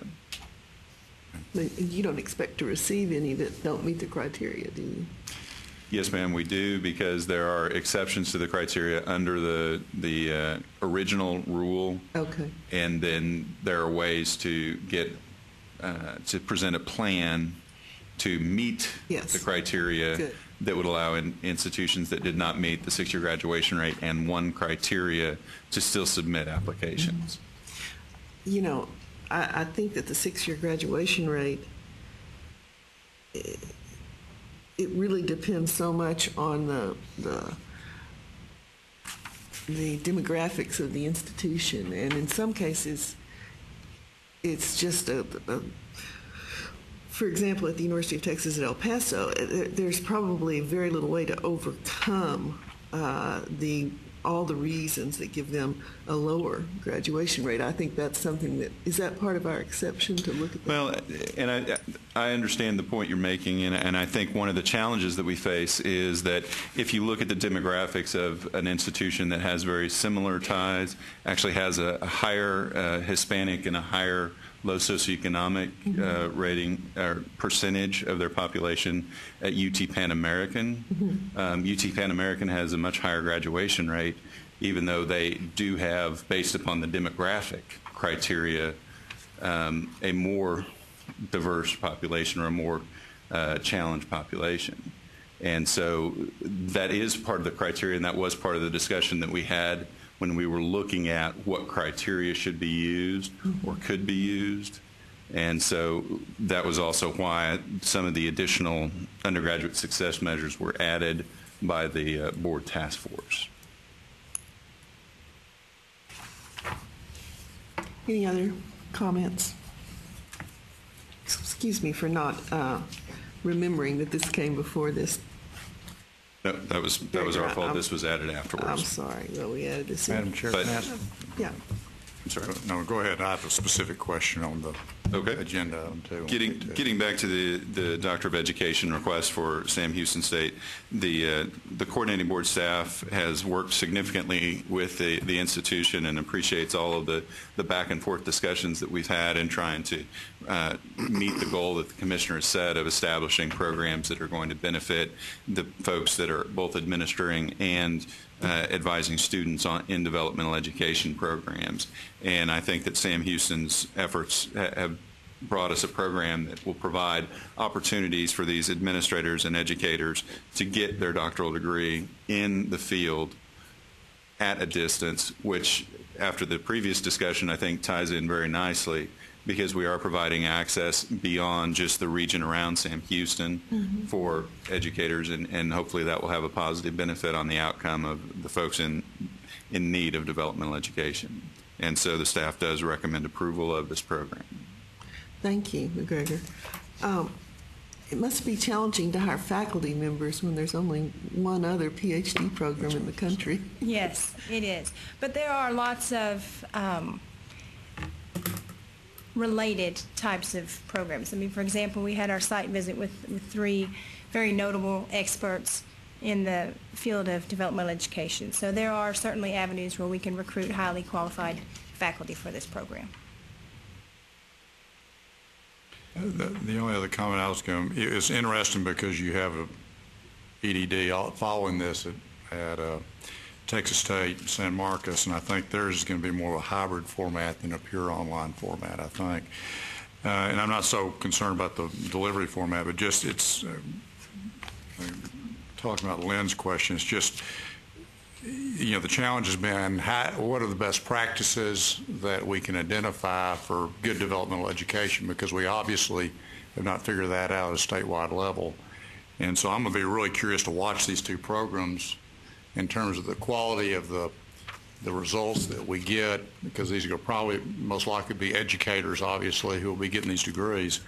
Then to see, I would hope that what we can do is track back through to see, are we driving results at those institutions where those faculty members will be, you know, implementing these procedures to tell us, you know, is it working? And I mean, I think it's a great first step, you know, Thank you. but I hope we follow it up as we roll out that first class 4 years out or something. Absolutely, absolutely. We should be obligated to do that.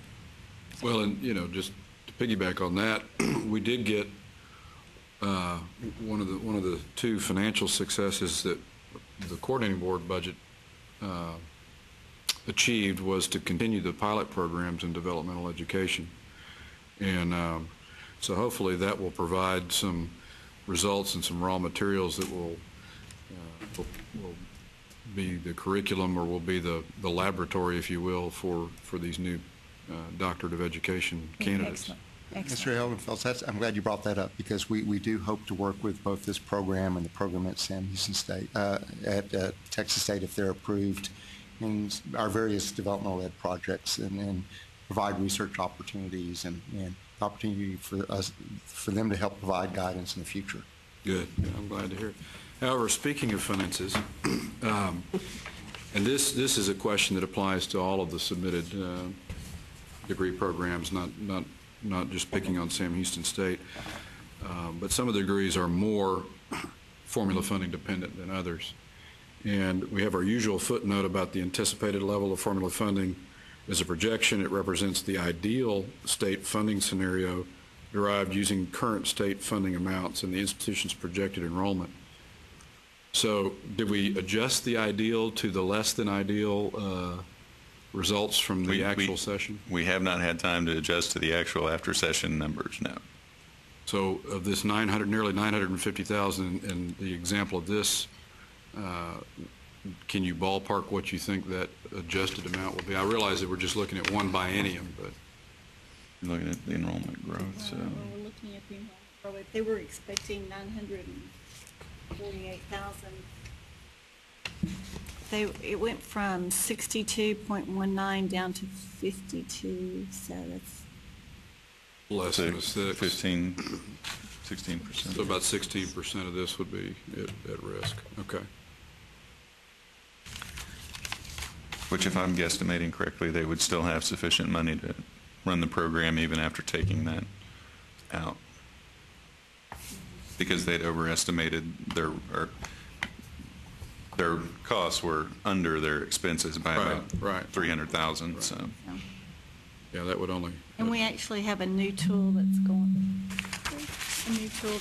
up so that an institution can put in their semester credit hours and it will generate that. And we haven't gotten that one updated with all the new numbers yet either. It'll be online. That would be a tool they can use in preparing these briefing submittals. And when will that be up? As soon as we get the new numbers, now that the end of the session has happened, we have to go back in and change all those weights and stuff. So it'll be up shortly. That's great. I have a question for you. Given the urgency of the statewide, nationwide need in developmental education, will you all encourage your graduate students to not just work on theory, but to work on at least a combination of theory and practice? Yes, absolutely. And actually, after our site visit, we went back and adjusted several of our curricular offerings to encourage that, to even require it within the program. Okay, that's very good. Any other comments or questions? I'd like to ask the length of the program, please, in terms of credit hours, and also an estimation and the time that it would take to complete this degree, assuming that a student would be full-time. Right. Student. It is a 60-hour program, and that's inclusive of 9 hours of dissertation, dedicated dissertation work. The way the program is laid out is a student would take 6 hours per semester, because the vast majority of our students will be full-time working professionals. So they would take 6 hours per semester. We do organize the program so that they begin thinking about their dissertation at the very beginning. So when they reach the dissertation stage, they should have their proposal fleshed out and be ready to propose, so that there's not really a gap in terms of finishing coursework to completing the dissertation. So ideally, within 3 years, working full-time, taking 6 hours a semester, the student can complete the program. Thank you. Ideally. Ideally. That's, Yeah, I know how that is. Even in the face-to-face program, it's still ideal, and some students meet the ideal and some students don't. I understand. The staff recommends approval. Do I have a motion? So moved. Moved by Harold. Do I have a second? Second. Seconded by Dennis. All in favor? Aye. Aye. All opposed? Motion carries. Thank you. Congratulations. Thank you.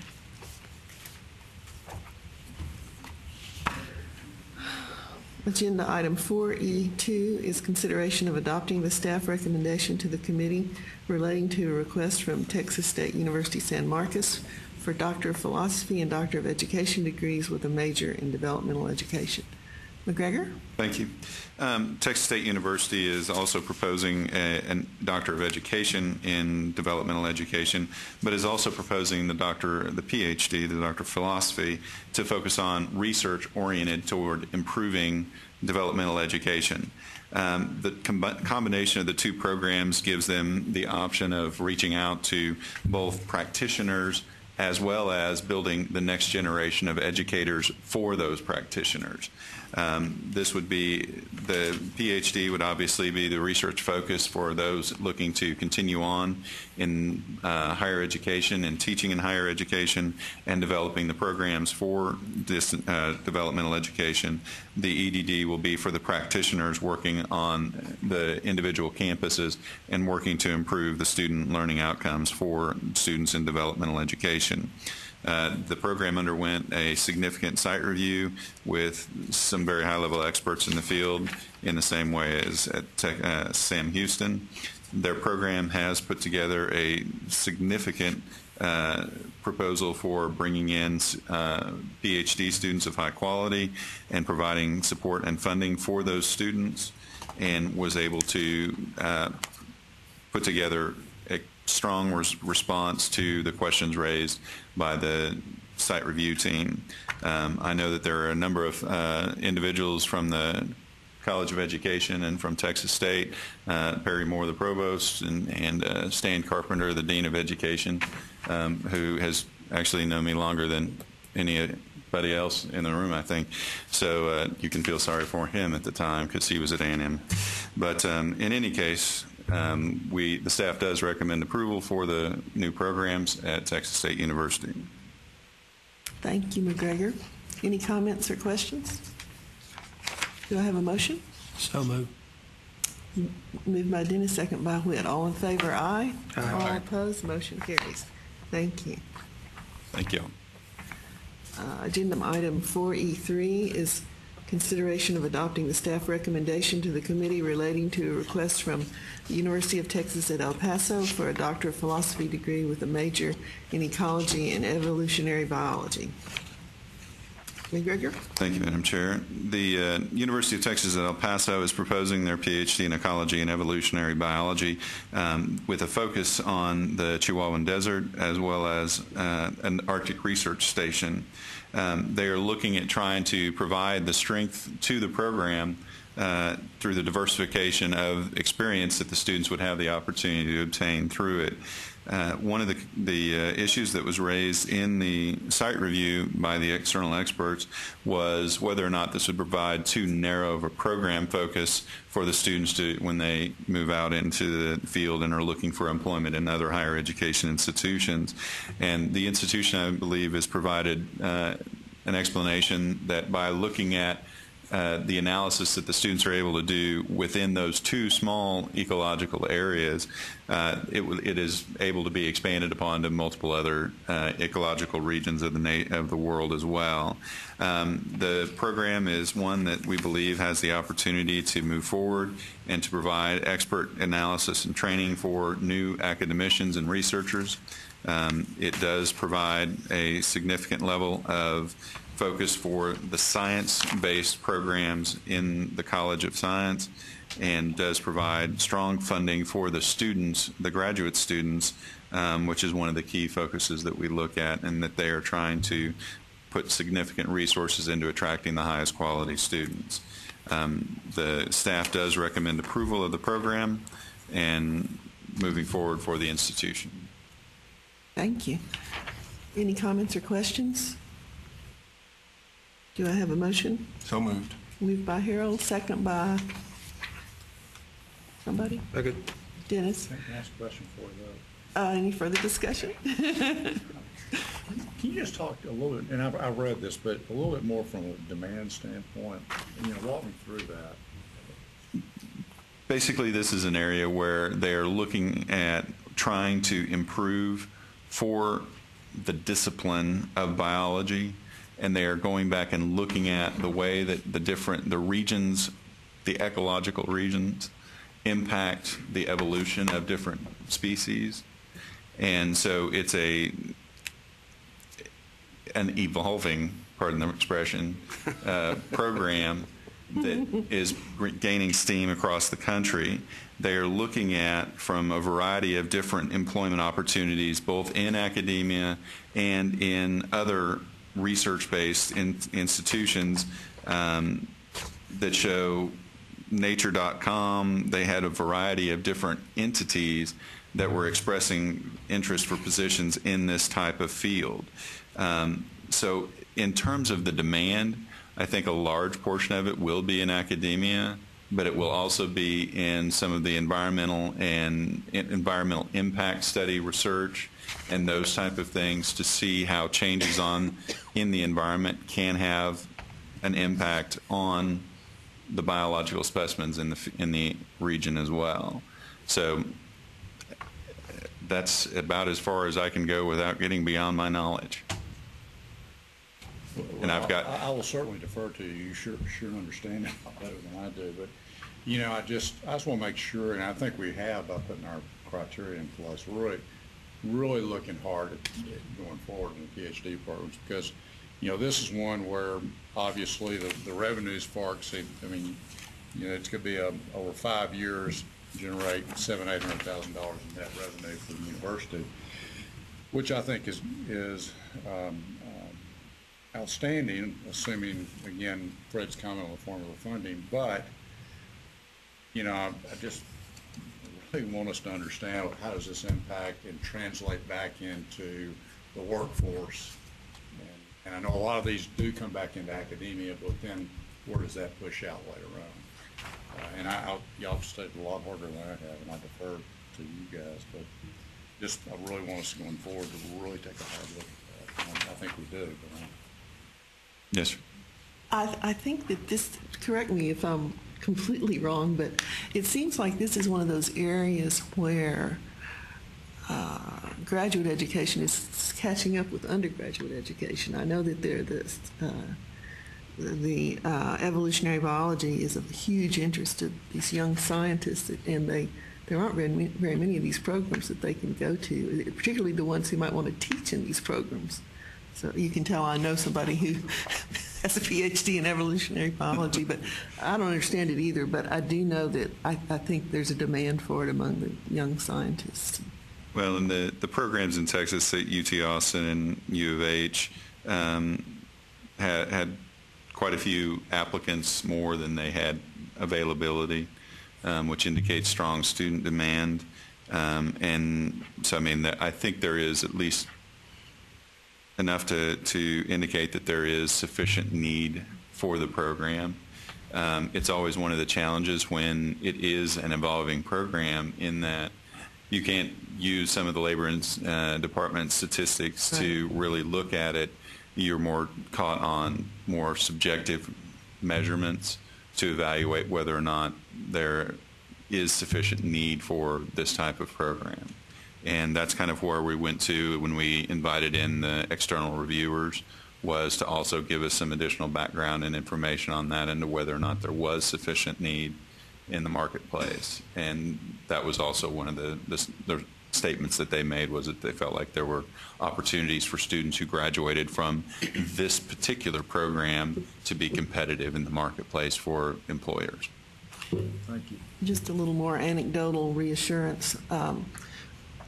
We recently lost to California a young couple. One was in one of our residency programs here, and the other was a PhD in evolutionary biology, looking for a job. And there were so few things here that she had to take a job in California. And the young resident, her husband went with her. So, you know, some of these things are just beyond our understanding, but somebody understood. I have another question, if I could, Madam Chairman. Sure. McGregor, this is probably a pretty elementary question that I probably should have asked during orientation before I got to the table here a year or two ago. That sounds dangerous. Yeah. Well, the question I have is that, number one, the criteria that we use to or for an institution uses or to gain approval during this process that evolves through, number one, going through the staff, and then before it gets to us, number one, when was that criteria established, and has that criteria been reevaluated, or do we look at it from time to time in terms of what the staff looks at before making a recommendation to this board for approval of these new programs? Number one, that's my first question. My second question is could you give me some idea of the number of programs that are or seek approval from the coordinating board that are rejected at the staff level because they don't meet that criteria? I could gather that information and get it for you, yes, sir. I don't have that handy right now, but I could go back and take a look at, say, a year's time and tell you what. You could give me some idea of as to when those criteria were established by the board. Well, I'm sorry, that was an answer to question 2. Okay. The answer to question 1 is we are continually revising and evaluating the manner in which we review the doctoral programs. We are looking for better ways that we can evaluate both the need component and the student demand component and the employment opportunities component, trying to look at all of the information that we possibly can, because we want to make sure that the students are going to be employable and going to have the opportunity for a career beyond just getting the degree. And so we look at a wide number of criteria. There is actually a significant form that staff use as the base for their evaluation before that works through internally in my division. And then once we make a recommendation to proceed to a site visit, then it will go downstairs to David and the commissioner, who will also evaluate whether or not to go forward with a site visit. After the site visit, we come back and we review the results of the 3-person site visit, look at all of the recommendations that were made and the institution's response to those recommendations, so that gives us the true expert's view of this program, but also this type of program, and how this program's graduates will be able to be competitive in the new job market, and whether or not the program graduates and the curriculum of the program is appropriate for being competitive. And so it's a very involved and fairly lengthy process, and I think the institutions would probably say too lengthy. But we feel like we have a significant responsibility to the students who could potentially enter that program before we ever recommend approval to the board. And so we do take it very seriously, and we do review and revise our criteria and the forms that we use fairly regular basis. Kevin Lemoyne and Anya Sebastian have worked on revising those with their staff over the past 2.5 years that I've been here, and we've made changes to it on a regular basis. I guess my question kind of follows our Whit's question with regard to making sure that these people are employable once they go through these programs. And we're at least we're placing a high level of confidence in staff in terms of making these recommendations, because I don't think our job is to necessarily micromanage what you guys are trying to do, but I think we need to feel we need a certain amount of information, and I'd like a little bit more information. You certainly have given me a good bit just now, so I can maintain that high level of confidence when you make those recommendations, that we can, without any hesitation or a little hesitation at all, and going along with what y'all are recommending. Okay. And I just see a lot of these programs continually being brought before before this board, PhD programs, and I'm not necessarily saying it's a bad thing, but it's just a lot of proliferation of a lot of graduate programs that are and sometimes very costly, and I want to make sure that we're getting a good return on that investment for the state of Texas. And I'm not doubting the job that y'all are doing. I'm sure that once I get that information, I'm going to feel real confident about it, but I'd like a little more. And I'm willing to come down and spend a little time looking at that just with you guys, if that's what's necessary. And one of the other things that we do to try and ensure that is that we do 5 annual reports for each of the subsequent years after the program has been approved. The institution is required to submit a report and keep us up to date on any outstanding issues that we had identified in the approval process that needed to be met as time went on, whether the institution said they were going to hire 2 new faculty in the first year. Then we evaluate whether or not they hired those faculty, whether the faculty were of a quality that is going to ensure the success of the program, whether they were at the associate level, as was indicated in the proposal, as opposed to at the assistant level. And all of those factors are taken into consideration. And at the end of each review of those annual reports, we indicate whether or not the institution can continue on admitting students to the program, or whether or not they need to stop admitting new students until they meet the criteria that they said they would meet in their initial proposal. And so we follow up on a regular basis with those institutions. And this, you asked about how we change things over time. This has been an addition to address the exact concern you're raising regarding the employability. And not just that, but production of the program. Is it really what was anticipated? Or the faculty there that were proposed to begin with? Is the research that's being conducted being funded? Are there publications being made? And I think it's important to say, if Freeman were here, I believe he would mention that he's really emphasized for the staff his concern about the number of PhDs graduating nationally and whether they in fact have jobs, and do we want to contribute to overproduction. So that's an issue, and we have to also acknowledge that with PhD programs, largely the market's national. So while you produce them, they may in fact go to California. They may come back, but you can't assume, at least with all these positions, there are some doctorates that have more of a local market, especially some of the professional degrees, the EDD versus the PhD in education, and so we have to acknowledge that. But it's I have to tell you, this is the biggest challenge, is the marketability. And I think there's one program in here maybe it's one I just reviewed on my desk, which the Texas Workforce Commission had said that the need was lower, and that just recently they've revised, and there's a great demand. So part of this is the demand for certain fields can fluctuate even while one's in the school. Mm-hmm.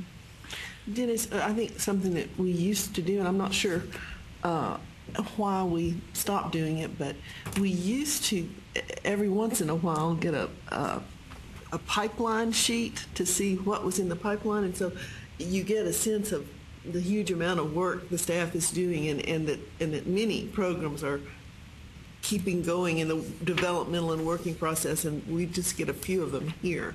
So I think that might be interesting for you to see. I remember when I first wanted to learn more about this, I was just astounded at the volume of work that our small staff does. We have our website has the tracking system for all of the programs that are in process. That's why it's not on paper anymore.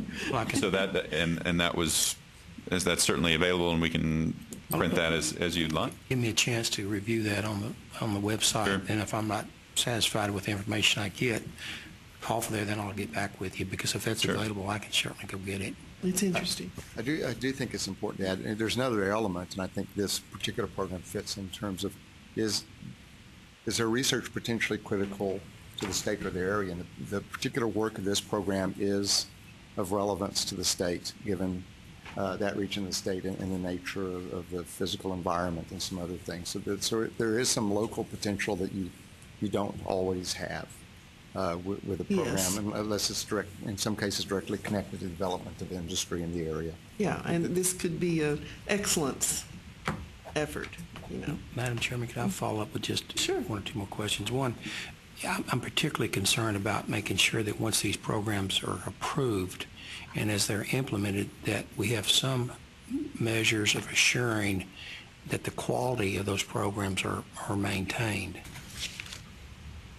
And do we have a way to monitor that? Is there a means of continually monitoring the quality of these doctoral programs to make sure that they're rigorous and that they're maintained at a high level? And we're actually in the process of implementing a mandatory review of all graduate programs, both master's and doctorate, on a 7-year rolling cycle, which will require external reviewers to come in, one for a master's program, at least two, at minimum one for a master's program, or minimum two for a doctoral program. that would have to be conducted on a 7-year cycle. So every 7 years, every master's program and doctoral program will be reviewed by external folks for just this purpose, to look at the quality, to look at the rigor, to look at the competitiveness of the program, to look at the curriculum and evaluate whether or not it is keeping pace with the sector and the changes in the sector there. And so I think we're trying to make sure that we've got a complete pathway from the review of a preliminary authority proposal all the way through a continuing review of doctoral programs as the years roll on and as the program becomes more mature.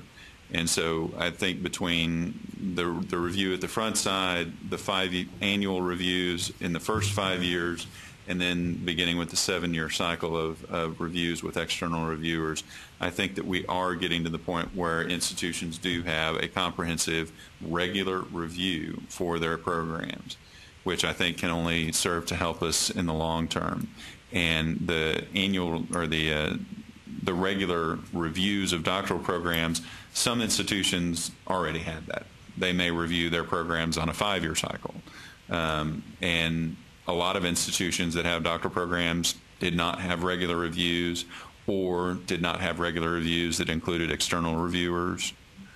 So it was not as comprehensive as what is going to be put in place later this year in October.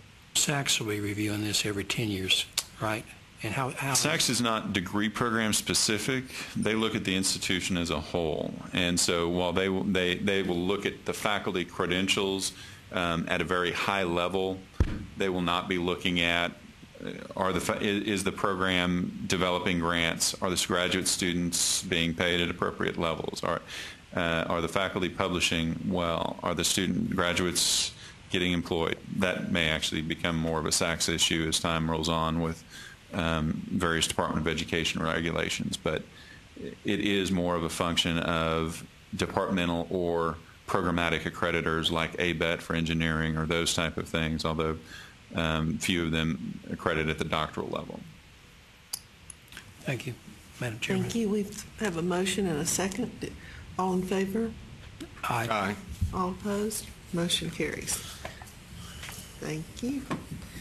Item 4E4 is consideration of adopting the staff recommendation to the committee relating to a request from the University of Texas Medical Branch at Galveston for a Doctor of Philosophy degree with a major in rehabilitation sciences. Now, rehabilitation, we can understand that a lot better. I hope so. I'll try and do a better job of explaining it anyway. UTMB put together an excellent application that they have been working on basically since 1999-98 in terms of putting together a proposal that is going to provide a high-quality, excellent program in the research area for rehabilitation science and putting together excellent faculty and research in that area already. Over the last 10 years, they have received a number of grants and training grants to help improve the quality of the program and to improve their national center, their center to high-quality standards. They have an institution-wide Center for Rehabilitation Sciences, and they created a division of Rehabilitation Sciences in 2001. The program has continued to grow over the last 10 years, the discipline at the institution, not the program, and they are now seeing that this next step is going to be critical. The proposed program is an 81 to 92-hour semester credit hour requirement post-baccalaureate or 55 to 72 postmasters. The program proposal was of incredibly high quality. UTMB did a fantastic job of putting together the information, and I'd like to thank them for the level and the dedication that their institution showed in working with us on their proposal. This is going to be a very comprehensive program. It's one that that has evolved over a significant number of years and has been brought forward at a point in time when they have the potential for high excellence at the beginning of the program. And we do recommend approval of the program. And as you can see, the startup costs are very minimal. while the opportunities for federal funding and other resources coming into the program are significant. And we do believe that this program will have high opportunities for success. Questions? Why are the startup costs so low? Because they have invested so much time and resources into building the resources and the faculty already in rehabilitation science. It just hasn't, they just haven't had the doctoral program already. So developing and adding the additional courses is not going to entail having to add more labs or those type of things. Infrastructure's already there. They've pretty much got everything they need. It's just a matter of bringing a few additional faculty online as courses come online and become necessary. Is the federal funding intact, or is that at risk? It's a T3 NIH T32 training grant, NASA grant, and an NIH R01 grant. As far as I am aware, those are all secured still. So, and I haven't seen any indication that they were at risk. Any other comments? I have a question, Madam Chairman. I'm curious as to what fundamentally is going to be the basis in terms of where these students are going to come, where they're going to be funneled from in terms of going into the PhD program. Where these students are going to be occupational therapy people or physical therapy people, a combination of both, number one. Number two is that I want to know where these people are going to be employed. I mean, where there's a potential for their employment. There's an interesting section in the I may have proposal not that looked at it or seen it, but I thought it was fascinating where these students have gone. Oh yeah, look under on page 2 under employment opportunities down at the bottom. And on page 2 of the blue sheet. At the bottom. At the bottom, and going over to the top, it's students who have. I believe the answer to your question is that the focus, in terms of the focus of the program, is going to be primarily on the physical side more than the occupational side. But their focus is on both disability and the rehabilitation. So that's why they've gotten the training grants from the National Institute on Disability and Rehabilitation Research and from the Institute of Medicine and that type of thing, is because their research is focused on the practice and helping people to recover from traumatic injury and long-term disabilities. So it's more research then? It's training the folks who are doing the research in areas to improve rehabilitation of individuals with disabilities. So yes, there is a significant research component to it. Now, obviously, there's applied aspect to it of they're working out of UTMB and obviously trying to help folks who have significant physical challenges to try and overcome those and trying to find better ways to do so. So there is research, but it's also in an applied teaching hospital. So there will be both sides. Certainly a demand for it. So these students could be coming from multiple disciplines in terms of going into this PhD program. You could have backgrounds in physical therapy, occupational therapy, some type of maybe physical education or kinesiology or something of that sort. Biology, anatomy. Biology. Yes, sir. Thank you, Madam Chairman. Any further comments? Move to approve. Motion is made. A second? Second. Seconded by, I didn't see who, but was that you, Dennis? Okay. All in favor, aye. Aye. All opposed, motion carries. Item 4E, 5, and 6 were on the consent calendar. Item 4F is consideration of adopting the staff recommendation to the committee relating to a request from South Texas College for a Bachelor of Applied Technology in Medical and Health Services Management. And we have supplemental item materials for this. McGregor? Thank you, Madam Chair. South Texas College is applying for its fourth Bachelor of Applied Technology, this one in Medical and Health Services Management. They're attempting to provide for mid-level managers going into the medical and health fields, and looking for folks that would be interested in going that route from their applied background, from the applied associate's degrees that are possible. Their focus is going to be on providing their expertise or knowledge in healthcare systems management, finance, medical staff roles and responsibilities, reimbursement, electronic medical records, and those type of areas. There is a significant showing for need for graduates from this field, and there is not a closely related degree program within that region of the country, the state. For that reason, the staff does recommend approval of the program, and the only caveat that we have asked for and that the institution is comfortable with is that the approval be conditional based upon the institution submitting both the curriculum vitae for any new faculty that are added. Right now, they do not have faculty who have specific knowledge in this discipline, and so they're going to have to hire new faculty once the program is approved. But once they hire the faculty for the discipline-specific courses, those courses will also have to be developed. And since we did not have an opportunity to review the curriculum or the faculty, we just wanted to make sure that the institution provided that information to us as it's added on an ongoing basis, and so that we can review it and ensure that it has the rigor and quality that would be expected from this type of program and from South Texas.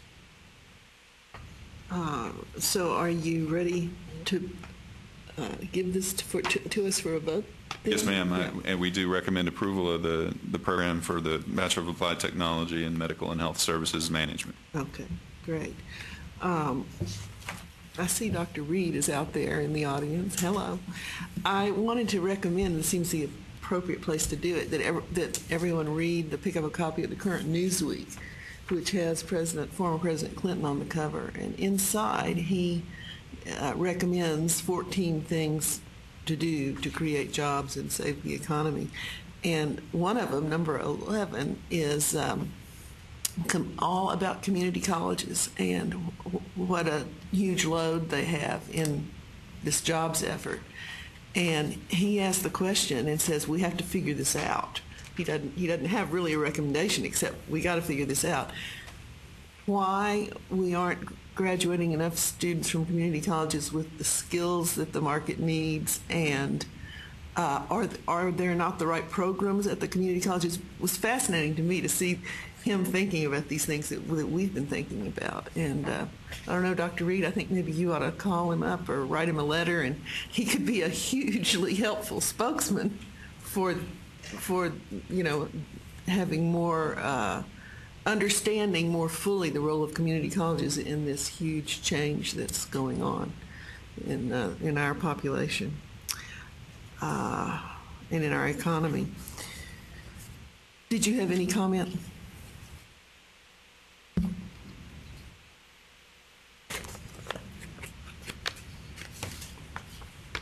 Since you've waited so long for this, you should at least be able to say amen and hallelujah. It's a pleasure to say amen and hallelujah. Thank you so much for giving us the opportunity to just take a moment.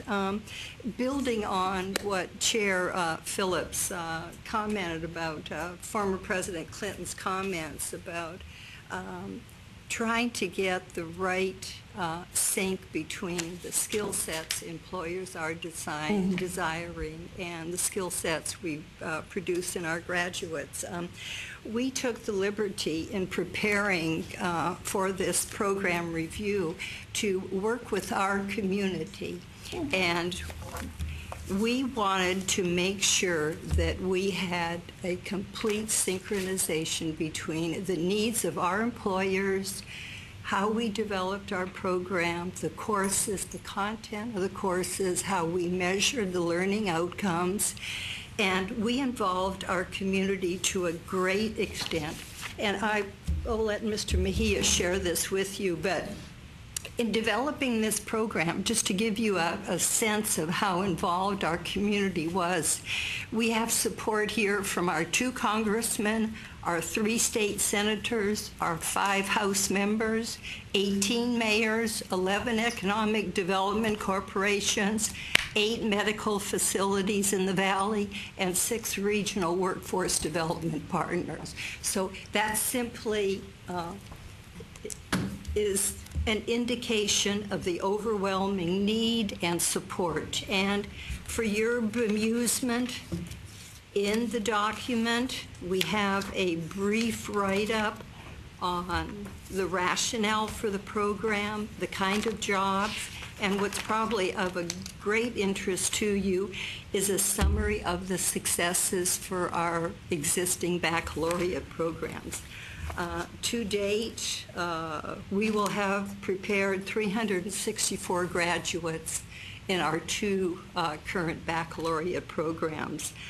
They're employed, they're doing well. Employers are quite pleased with the quality of the graduates. So with hallelujah and farewell, I thank you for the opportunity. Thank you, Dr. Reed.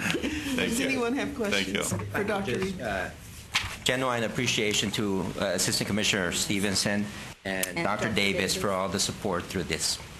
Thank you. Thank you. I think, don't go just yet.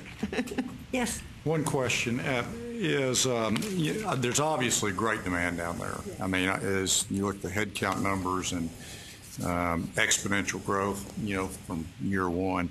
I guess my only question, it kind of goes back to the conversation we've had, is when we look at the other institutions that are also offering this medical and health service management degree, I guess it was Texas Southern, U of H Clear Lake, Texas State University San Marcos, and Texas Tech.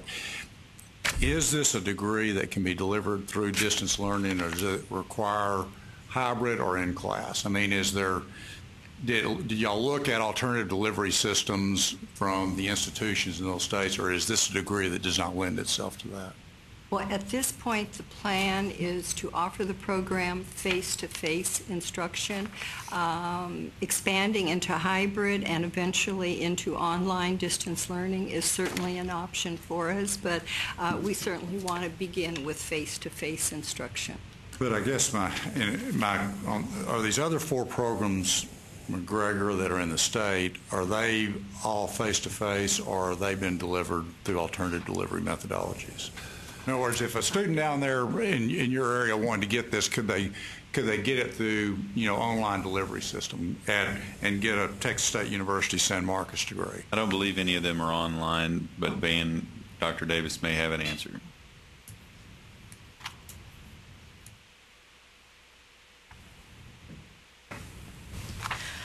One of them is online at Texas Tech University Health Science Center. All of the others are face-to-face. We checked the capacity of all of the programs, and I talked with the folks at Texas Tech. Although they have capacity to take more students, that capacity would be outstripped by year 3 of South Texas College's projections. Question on what answer? Yes, sir. Thank you. Thanks, Van. Thank you, Dr. Reed. Madam Chairman, Thank you. I have a comment, though, before you leave. Yes. I can attest on a personal level the need, because I deal with this every day of my life, and the mandates that are coming before those of us that are involved in healthcare continually increase exponentially. Getting people that know how to code claims properly. We understand. Yeah, and in my little country practice, getting people that understand it and know it, and professionals are in short supply. This past year, we had to implement what's called electronic prescribing, where you don't write a prescription, you electronically transmit that to the pharmacy. And, it was a tremendous challenge for me with my limited technological skills to try to get that online to meet those government mandates. By 2014, the government is mandating, as you well probably know and understand, that we all have electronic medical records. And I'm ahead of the ball game in that area, but it takes a person with a high level of professional knowledge and competency and a broad range of knowledge to meet these ever-increasing demands are being placed on our healthcare delivery system. So I applaud y'all for being innovative and creative and looking into the future of what's really needed. Just wish you were a little closer to Carthage so I could hire some of your students. But I have no question and no doubt that your students will go right from your program right into the workforce and be gainfully employed, and that's commendable that y'all are being visionary and looking to what types of programs we could put in place where students can spend their time in school and come out and get a job. Because let me tell you something, Board, and I don't want to belabor this point, but I continually hear almost on a weekly basis of students that are out there that have spent 4 and 5 and 6 years in college, and it takes them maybe 2 years to find a job. And that's a little bit troubling for me, and I think we all probably know some of those people. So I don't want to belabor this point, but I normally would scrutinize to a certain extent the baccalaureate programs that are being implemented by community colleges, particularly when we perhaps need to be focusing on what we all have considered our traditional mission of community colleges, and that's remedial and development education, and also implementing the 2+2 plan that we have at the coordinating board to transition our students from the junior colleges into the 4-year institutions and then be successful. But when you bring a program like this before us, it's a no-brainer. Thank you. Thank you. We look forward to bringing more. Thank you. Thank you very much. Would you like to make a motion? I would. I would be happy to. Okay, motion made. Second? Second. Seconded by Harold. All in favor, aye. Aye. All opposed, motion carries. All right, agenda item 4G is consideration of adopting the staff recommendation to the committee relating to a request from Texas State Technical College, Harlingen, LeTourneau University, Our Lady of the Lake University, Texas A&M University Corpus Christi, Texas A&M University Kingsville, the University of Houston, the University of Texas at Brownsville, in partnership with Texas Southmost College, the University of Texas Pan American, and Wayland Baptist University to create a multi-institution teaching center, a MITSE, in Harlingen. McGregor? I'm not going to repeat that. No, you don't have to. That's why I did it. Thank you very much. This is a proposal to create a MITSE to bring upper division and graduate programs to Harlingen. It is a partnership among the institutions that Dr. Phillips just described. They will be bringing, as you can see on page 5 of the agenda book, a multitude of degree programs from the various institutions. There is very little duplication across the different degree programs or between the institutions in the same degree program. Those programs are lined out to be in the highest demand areas as determined by the institutions.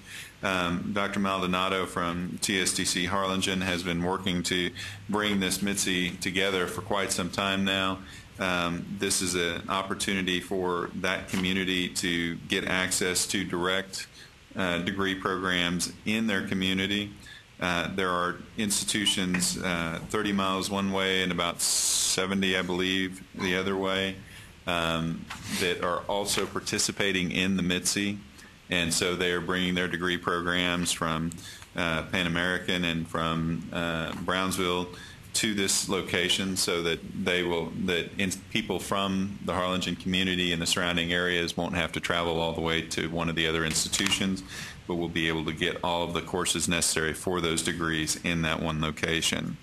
The institution has provided a significant breakout of all of the different cost structures. The institutions are working together on the management and the oversight of the site, although the site has been provided by the community.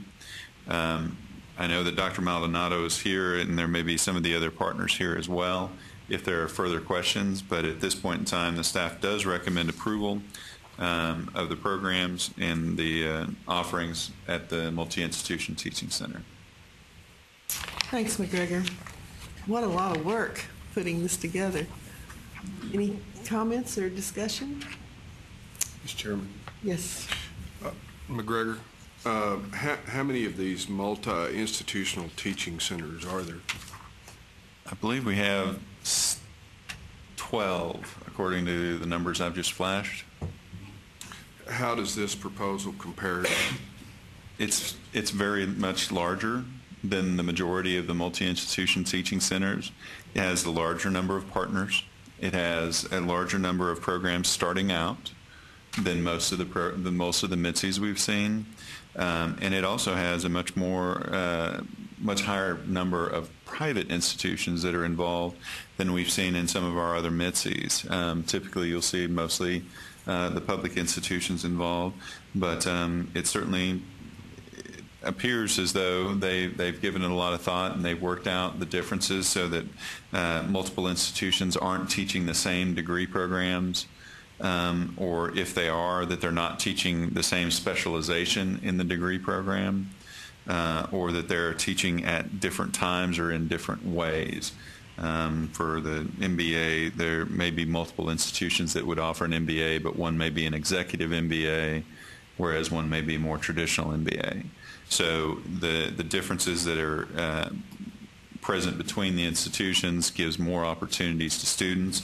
The challenge is going to be making sure that with the wide number of opportunities here, that if there does not turn out to be as high of a level of interest among the students as they're anticipating, that the students that do initially sign up are given the opportunity to complete the degree in that location. And that is a requirement that will be mandated by accrediting associations, and it is something that we will continue to follow up on as the MITSE progresses. So this is pretty aggressive for a startup then? It is pretty aggressive. We actually worked with Dr. Maldonado and the institutions to reduce the number of programs that were being offered initially. Some of the institutions had actually proposed significantly higher number of programs to that location to begin with. And at least with respect to the public institutions, we were able to at least try and maintain a lower number for starting out. And as they are able to show that they are being successful and the student population in that area is significant enough to warrant additional programs, then they can come back and request additional approval for distance education. Dr. Gardner? I'd like to add, having been here since the beginning of MITSEs, that compared to many of the locations, there's been a lot more work put into the foundational work with this center than many of them. And it's been going on for some time. The first real MITSE really had a similar range of programs, the one in the Woodlands in Houston, and in fact, several of the same players were involved in that one. So I think this has great promise for success. Yeah. It's a great access tool, tremendous. Any further discussion? Do I have a motion? So move.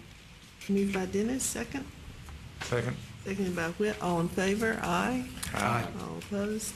Motion carries. All right. Thank you, Madam Chair. Thank you, Dr. Maldonado and company. Yes, thanks so much. Lots of work. I think we're going to break for lunch, and we should be able to finish up after lunch pretty quickly. Is that all right with everybody? Is there anybody that wants to push on through? Okay. Your call, Madam Chair. All right, we will be back at 1:30. It's 1:15.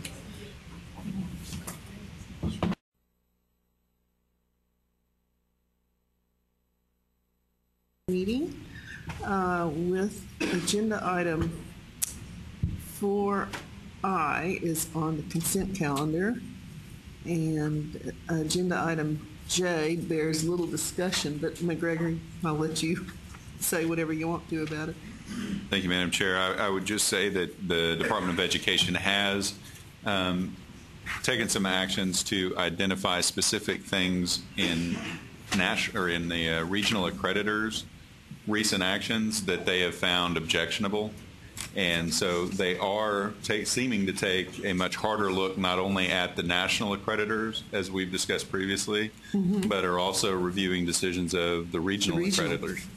And so that's kind of a new, or at least a much more visible indication that the Department of Education is definitely keeping the accreditation issue in the forefront. Okay, great. Anybody have any comments? All right. Agenda items 4K, L, and M on the consent calendar. Agenda item N, McGregor. Thank you. There is a supplemental agenda item for this as well on one of the yellow or whatever color sheet this is. I'm not sure it qualifies as goldenrod. I don't believe it's quite bright enough for goldenrod, but it's goldish. How's that? Oh, gee, thanks. The improvement, the Perkins Career and Technical Education Improvement Act funds for basic and tech prep grants. The tech prep grants represent about $9 million from FY10, $9 million out of 45 roughly that the institutions that was spent statewide in career and technical education at the post-secondary level. The federal government has eliminated the funding for the tech prep portion of the grants, so that $9 million is no longer being sent to the states. The remaining funds for the Perkins basic grants did continue with only a very slight reduction.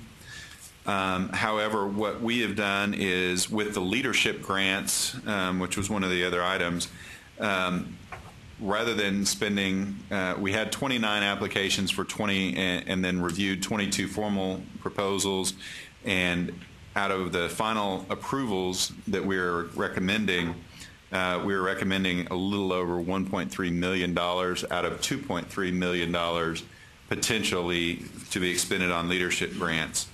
Rather than keeping that $1 million that we had remaining after we set out for the leadership grants and keeping that until the reallocation period, which we normally do in January, with the reductions in tech prep funding, we thought it would be better to go ahead and reallocate that $1 million through the initial basic allocation. And so we are sending these funds through the Perkins reallocation, or through the Perkins original allocation, so that rather than it being a basic amount of about $23 million, it's going to be $24 million, so that we have those funds going back out. As you can see, it's not a significant amount spread across all of the individual institutions, but we felt like it was better for them to have the money at the beginning.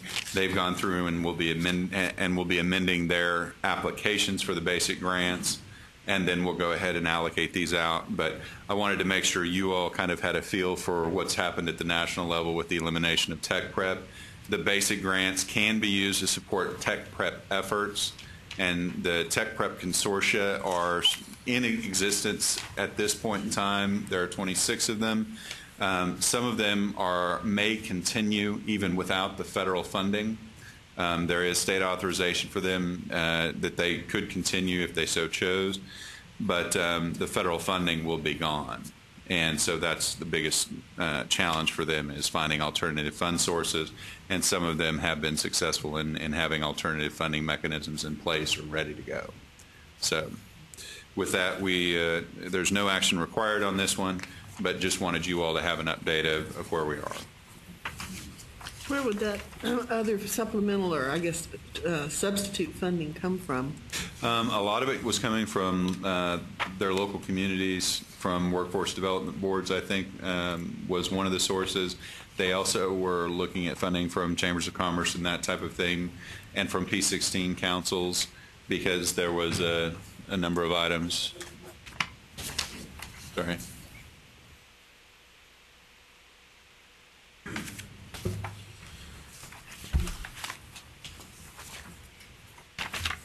I'm sorry, Bill, could you come back, please?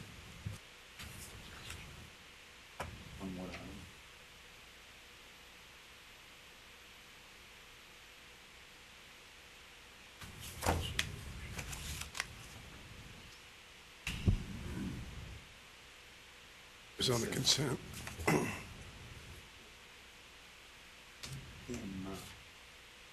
We're doing N right now. Sorry. 4M was on consent. No, M. M as in Mike. Okay. Was Yeah. on consent. Correct. We're on. And, right, is that what your question was?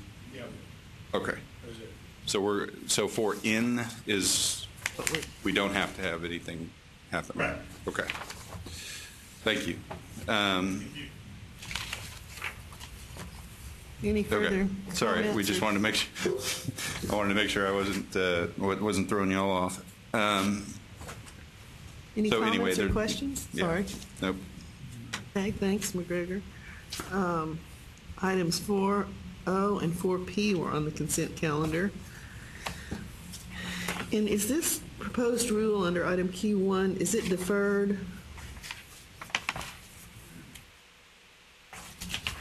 These are proposed amendments. This, under the proposed rules, I'm Right. We're waiting for the 30-day comment period to finish out, and so no action is required on this item. I'm looking over at Bill, making sure I'm right. No action is required on this item, but we just wanted you all to be aware of it for the board meeting. Okay. So are all four rules in the same condition? They're pending with the comment Correct. period's not over? That's correct. Have we received any comments? I'm not aware of any comments on Q1, and then on Q2, I can't answer that. No, Dan says no, we have not received any on Q2. So the answer is no. Where did you come from? And Q3 and Q4? Sorry, I didn't. Dan is saying no comments have been received yet. On all four? On all four. All four. All right, so 1 through 4 are deferred. I really think Dan ought to, have the opportunity to sit up here and, respond if he'd like. I mean, I'd hate to deny him that opportunity. All right, moving on to item 4R, discussion of proposed rule changes resulting from the 82nd Texas Legislative Session to be voted on at the July board meeting and required studies. If you'd like me to start. That will be fine. Do we have any handouts for this one? I don't. No, sir. Would you like handouts? Just the only item that didn't have one, I thought. We were trying to save trees. Just on this one item. Everything else was up for game. So you got Susan, Dan, and McGregor. So who's starting? I'll go ahead and start off. Right. There are 3 items for which we will be putting together some emergency rules. SB 176 related to student eligibility for tuition rebates offered by general academic teaching institutions. It basically provides that any credit earned while the student is still in high school, I think I'm right on this one, would be exempt from consideration of the 30-hour rule that says you can't have more than any hours more than 30 over the 120 required for the degree. You have to pay out-of-state tuition. You may have to pay. May out-of-state, or I'm sorry, this is for the tuition rebate. So it's based on. So yeah, my mind's not working very well. For the $1,000 rebate, if you have more than 3 hours over the or less than 3 hours over the number required for your degree, you can get up to a $1,000 rebate. This says that the courses that you take in high school do not count against those hours, and so that you could still be eligible for rebate even if you had 12 hours of dual credit courses while in high school. The second item is for SB 1107, which expands the bacterial meningitis vaccination requirement to not only incoming first-year students, but all incoming students at an institution. And Donna Carlin has been working on the revisions of the rules, and we're getting input from the institutions in how we should have these going forward. And so we should have those ready for the July board meeting. And the key point is that it's not just first-year freshman students, it's all students who are entering the institution after having been out for at least one semester.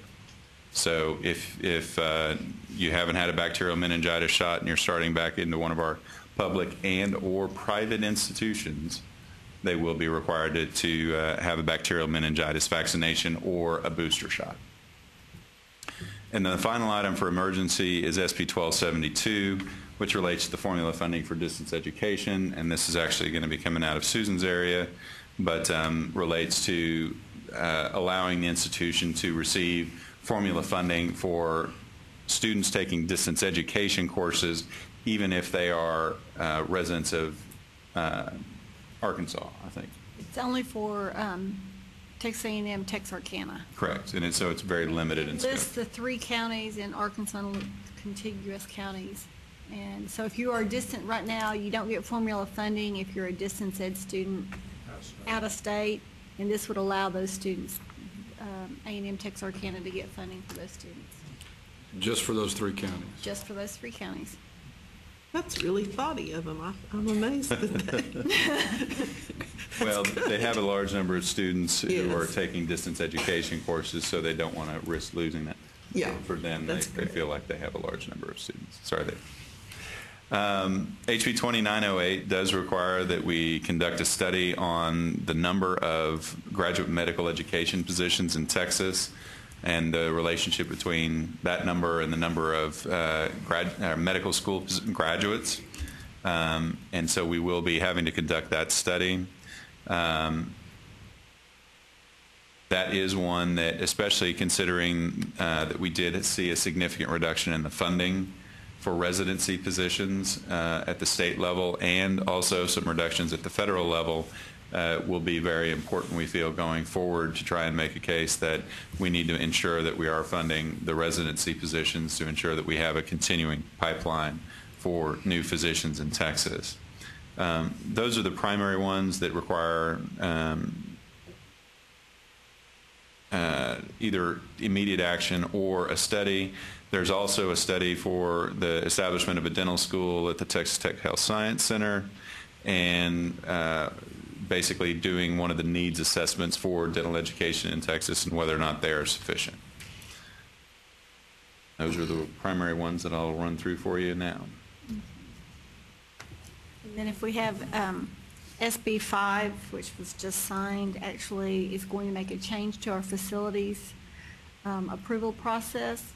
And for all those proposals that are, or facilities that are now on the consent calendar, that they meet all the standards, that sort of thing, all they will do is certify, send in an application and certify that they meet all the standards. We will verify that they meet them. And it will come to you as a report instead of as a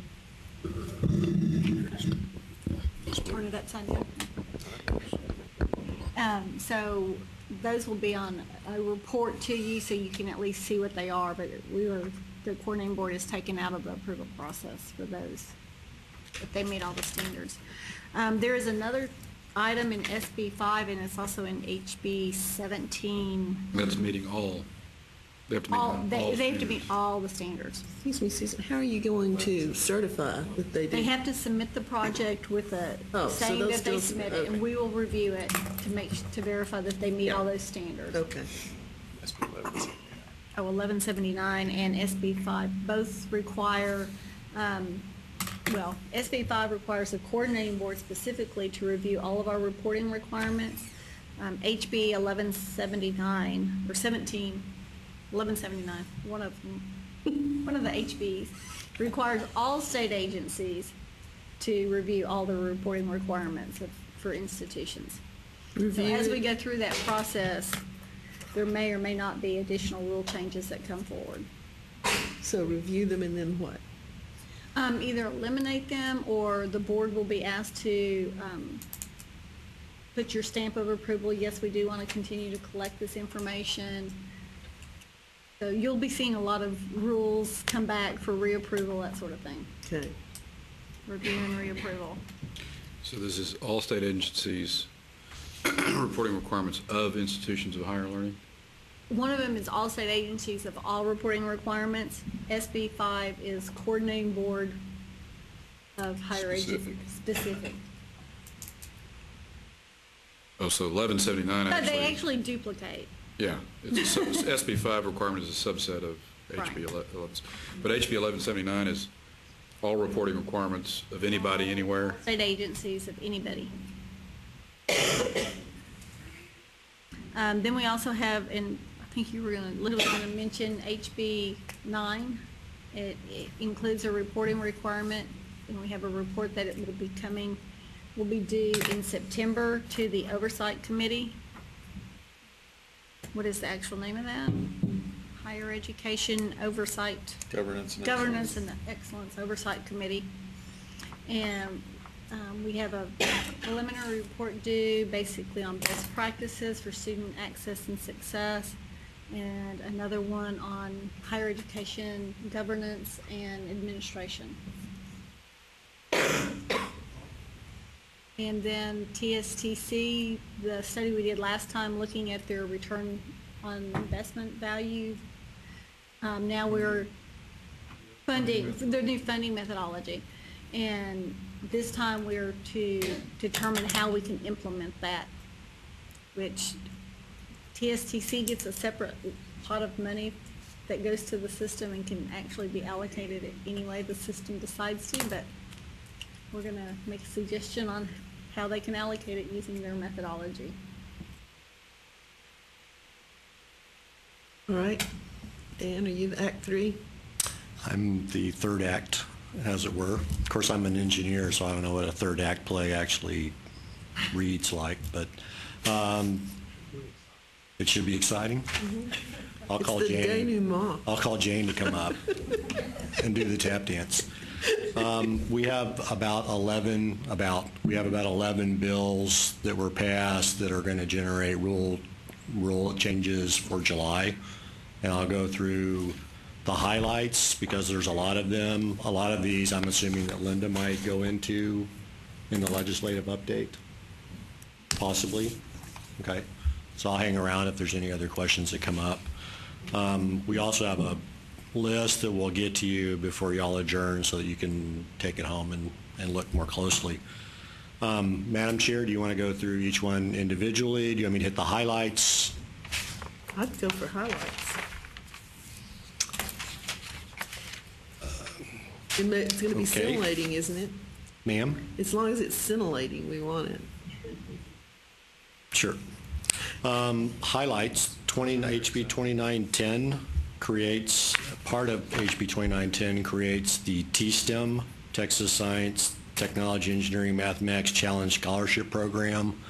It still doesn't have any funding, but there's a lot of work being done to create funding for that particular program.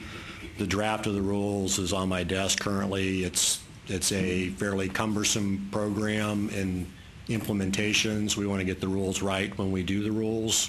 We're working with the governor's office to make sure that our timelines are consistent with their timelines.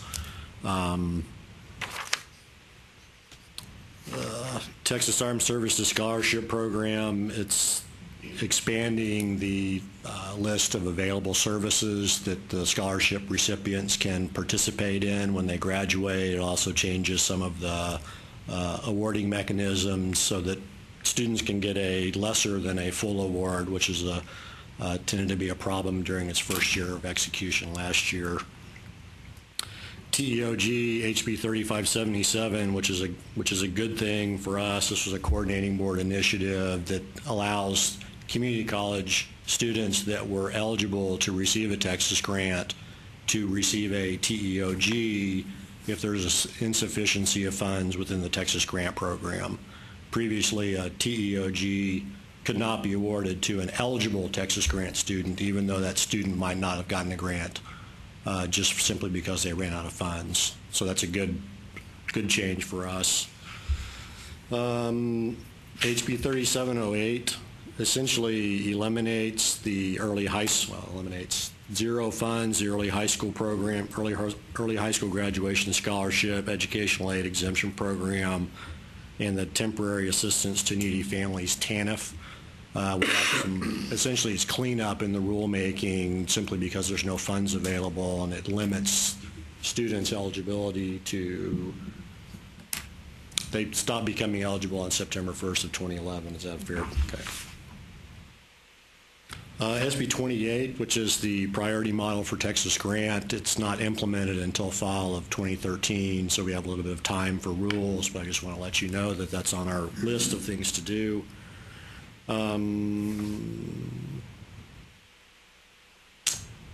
Fifth-year accounting scholarship program, essentially, we believe has successfully been moved to the Texas Society for Public Accountancy, Texas Public Accountancy Board. So that program was intended to have been rolled off of the coordinating board's role last session, and this time it actually will be rolled off our list of programs to manage. So pending some unforeseen last-minute something going on, that will officially be a program run by the CPA board. Good. Those are the highlights. Happy to answer any questions anybody has. Any questions or further discussion? Thanks, Dan. Yep.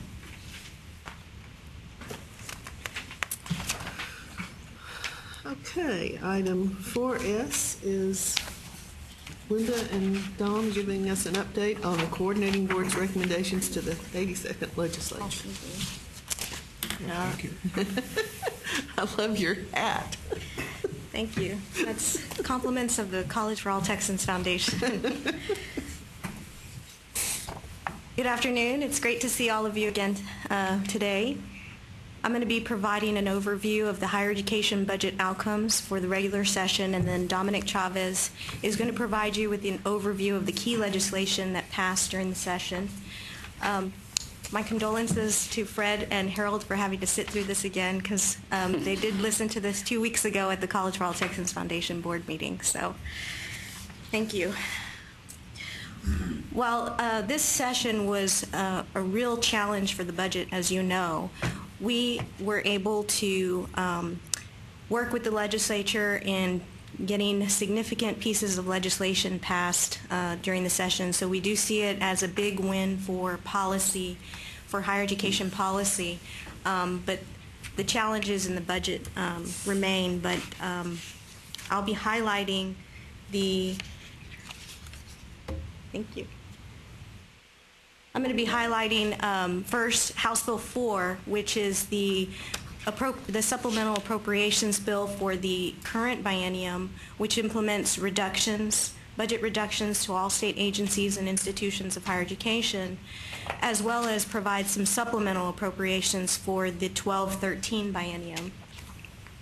And then I'll give an overview of House Bill 1, which is the General Appropriations Act for the 12-13 biennium.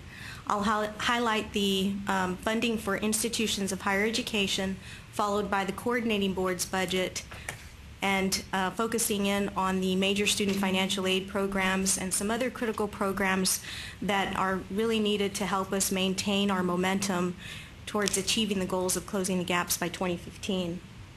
And then I'm going to highlight some, just a few riders, new riders that we have to contend with during the interim. House Bill 4 reduced funding for all state agencies and higher education institutions by $1 billion. You'll recall that in January of 2010, the budget leaders directed all state agencies and higher ed institutions to submit 5% budget reduction plans, and subsequently asked for another 2.5% cut for FY11. So this bill implements those reductions. As you can see, over half of the reductions are coming from higher education, $547 million. And on this chart, I've broken down how it is cut by sector. You'll see that the coordinating board was cut $41.1 million. And our original cut, the 5% and the subsequent 2.5%, would have come up to over $80 million. We advocated, the board, Chairman Heldenfels, Commissioner Paredes, We advocated on behalf of student financial aid programs that they be exempted from the cuts, and the legislature came through on that. So we're very grateful to them for protecting student financial aid, particularly those programs that serve the neediest students. House Bill 4, in addition to the budget reductions, also provides supplemental appropriations. It provides $28.2 million in special item funding. Special items are loosely defined as items that are not supported through the formula and support the special mission of the institutions. So various institutions were appropriated some of these funds, and $187 million was appropriated to the health-related institutions for their institutional operations for 12-13.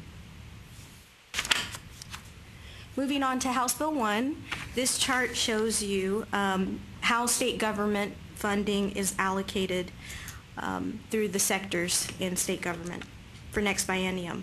The pie chart on the left shows an all funds appropriation to each sector of state government. All funds, as a reminder, includes state general revenue dedicated, federal funds, and other funds. And the all funds appropriation for 2012-13 is $172.3 billion, and that's a $15.2 billion reduction. If you look at just the general revenue and the general revenue dedicated, which is the pie chart on the right side, you see an $86.9 billion appropriation, which is $1.6 billion, or a 1.9% decrease. As you can see, that the bulk of the dollars do go to education, which includes both public education and higher education, and then health and human services is the second highest funded sector. This chart shows the total higher education funding in House Bill 1. You'll see the all funds and the GRDD funds. And higher education, which includes all of the public institutions of higher education, the coordinating board, higher education, group insurance, and so forth, that's all totaled in here, included in these totals. So you'll see that in GRD, higher education is supported by $1.2 billion less compared to the 10-11 biennium. This just highlights some of the cuts to the universities, health-related institutions, and the two-year colleges. This is certainly, this slide and the next slide is not an exhaustive list of all the cuts. I'm just highlighting some of the major cuts. First, the formulas were reduced by $180 million compared to the current biennium. This includes a 5% cut for the universities, a 10% cut for the health-related institutions, but the good news is there were 0 cuts to the community college formula. The bad news is this isn't the entire picture, and when I get to the next slide, you will see why. But, Linda, yes. Just as a clarification, I think everybody understands this, but on the previous slide, the difference between the all funds of a little under $970 million and the GRD of a little over 1.2, that $250 million, that's federal funding? Correct. Which actually went up. Right. To higher ed. Correct. So that increase just means that the all funds picture was not quite as scorched earth as the Correct, and that's why we like to separate the general revenue dedicated to focus on the state funds.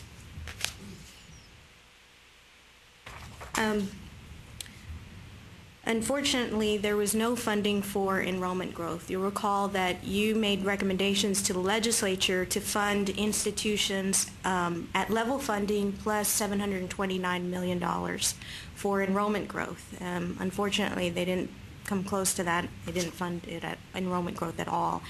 And the difficulty is that our institutions are experiencing record enrollment increases. Over the last 2 fall semesters, we've seen huge increases, particularly at the community colleges.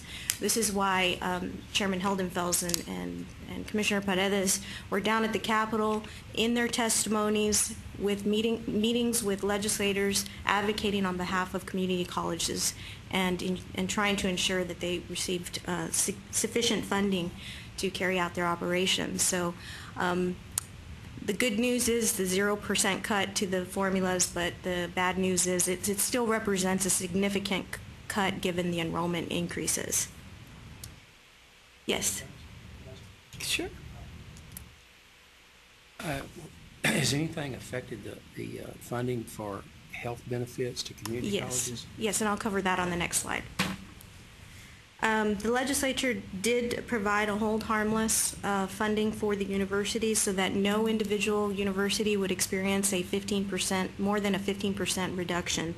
But a hold harmless for community colleges was not provided. And of course, one of your major priorities was outcomes-based funding. And the final appropriations bill did not include outcomes-based funding, but the legislature did pass House Bill 9, which Dominic is going to talk about later, that will help in this effort, hopefully next session. In terms of special item funding to the various institutions, they were cut by 25% at $215.2 million. The American Recovery and Reinvestment Act, which is a one-time federal stimulus dollars, were also cut for a total of $227 million across the board. And then the higher education group insurance contributions were reduced by $99.3 million. The community colleges took the biggest hit, a 38.6% cut in group health insurance, and what's not shown here is the retirement benefits, and they took a 48.2% cut. So that's a huge hit on community colleges. Moving on to the coordinating board's budget, you'll see here compared to the current biennium, our all funds reduction is $490.5 million, and general revenue dedicated is $332.2. As a reminder, the majority of our budget is in the form of trustee funds that goes out to students in the form of financial aid, institutions, physicians, and other external constituents. If you look at just our administrative budget, we were cut 18%, and our total FTE were cut by 11.7% for a total of 36.5 FTE. To highlight the major student financial aid programs, if you just look at the strategy, we have a one-line item strategy for the 5 major financial aid programs: Texas Grants, TEOG, Work Study, TEG, and Be On Time. You'll see that this strategy was reduced by 15%. Again, we really want to commend the legislature for mitigating these reductions in student financial aid. As you know, student financial aid is your major #1 priority in terms of funding. So we did advocate in our meetings too with the legislature, as well as in our testimony, the need to protect student financial aid, particularly for those needy students. And we believe that the increase, particularly in Texas Grants, really reflects a strong commitment by the legislature to protect the funding for these programs. Here it is for the Texas Grant Program. It was reduced overall by 10%. The introduced version of the appropriations bill had $365 million that would have only covered renewal students. And we progressed throughout the session, and the legislature increased that funding to $559.5 million for the next biennium. Right now, we estimate that this is going to cover approximately 30% of eligible students. This includes renewal students as well as an estimated 33,000 new students. And while we're very grateful to the legislature for this funding level, we are working with the institutions. Commissioner Paredes recently sent a letter to the presidents and chancellors of the institutions of higher education to encourage them to package a lower Texas grant amount in order to reach a greater number of new students. And institutions do have the authority to do this currently, so long as they make up the difference from the maximum award amount of what's expected to be $7,100 for universities, so long as they meet the difference. So we're asking the universities to package $5,000 grant awards. They have to make up that difference with non-loan funds. So, you know, institutions that have, well, we know that a lot of the students who are eligible for Texas Grant are also eligible for Pell Grants. So we hope that institutions will utilize that before they package the Texas Grant. And hopefully we can, if everybody did this and employed this new methodology, we think we could reach 50% of the new students. That'd be another 22,000 students. Correct, but basically doubling our estimated amount. I think it's about 67,700 students is our estimate.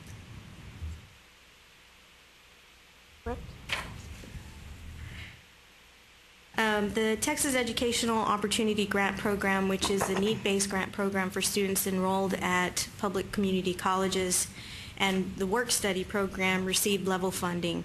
These two programs were also the coordinating board's priorities on top of, second to the Texas Grant. And we did receive level funding, and you can see the number of students that we estimate that we can serve next biennium. The Tuition Equalization Grant Program, which is a need-based grant program for students enrolled at private institutions, received a reduction of 20%, and then the Be On Time program received a 29% reduction. And the top 10% scholarship for those students who graduate in the top 10% of their high school graduating class received a 23% reduction. The Texas Armed Services Scholarship, which Dan mentioned earlier, received level funding. And in fact, during the special session in Senate Bill 2, which is the technical corrections bill for House Bill 1 that they're currently deliberating in conference, has an additional $5.7 million in that, and that would fully fund the program. I'm not sure if you know that the legislature appoints one student from their district to be considered for this program. And so it's 188 slots, I think, that we would be funding, plus all the renewal students if we get the full funding. And if you recall, this was Neil Adams, our former vice chairman of the board. This is his program, so he's been very effective in terms of trying to get more funding well, he really has, into the because program. they didn't fill all those slots last time, did they? No, we were.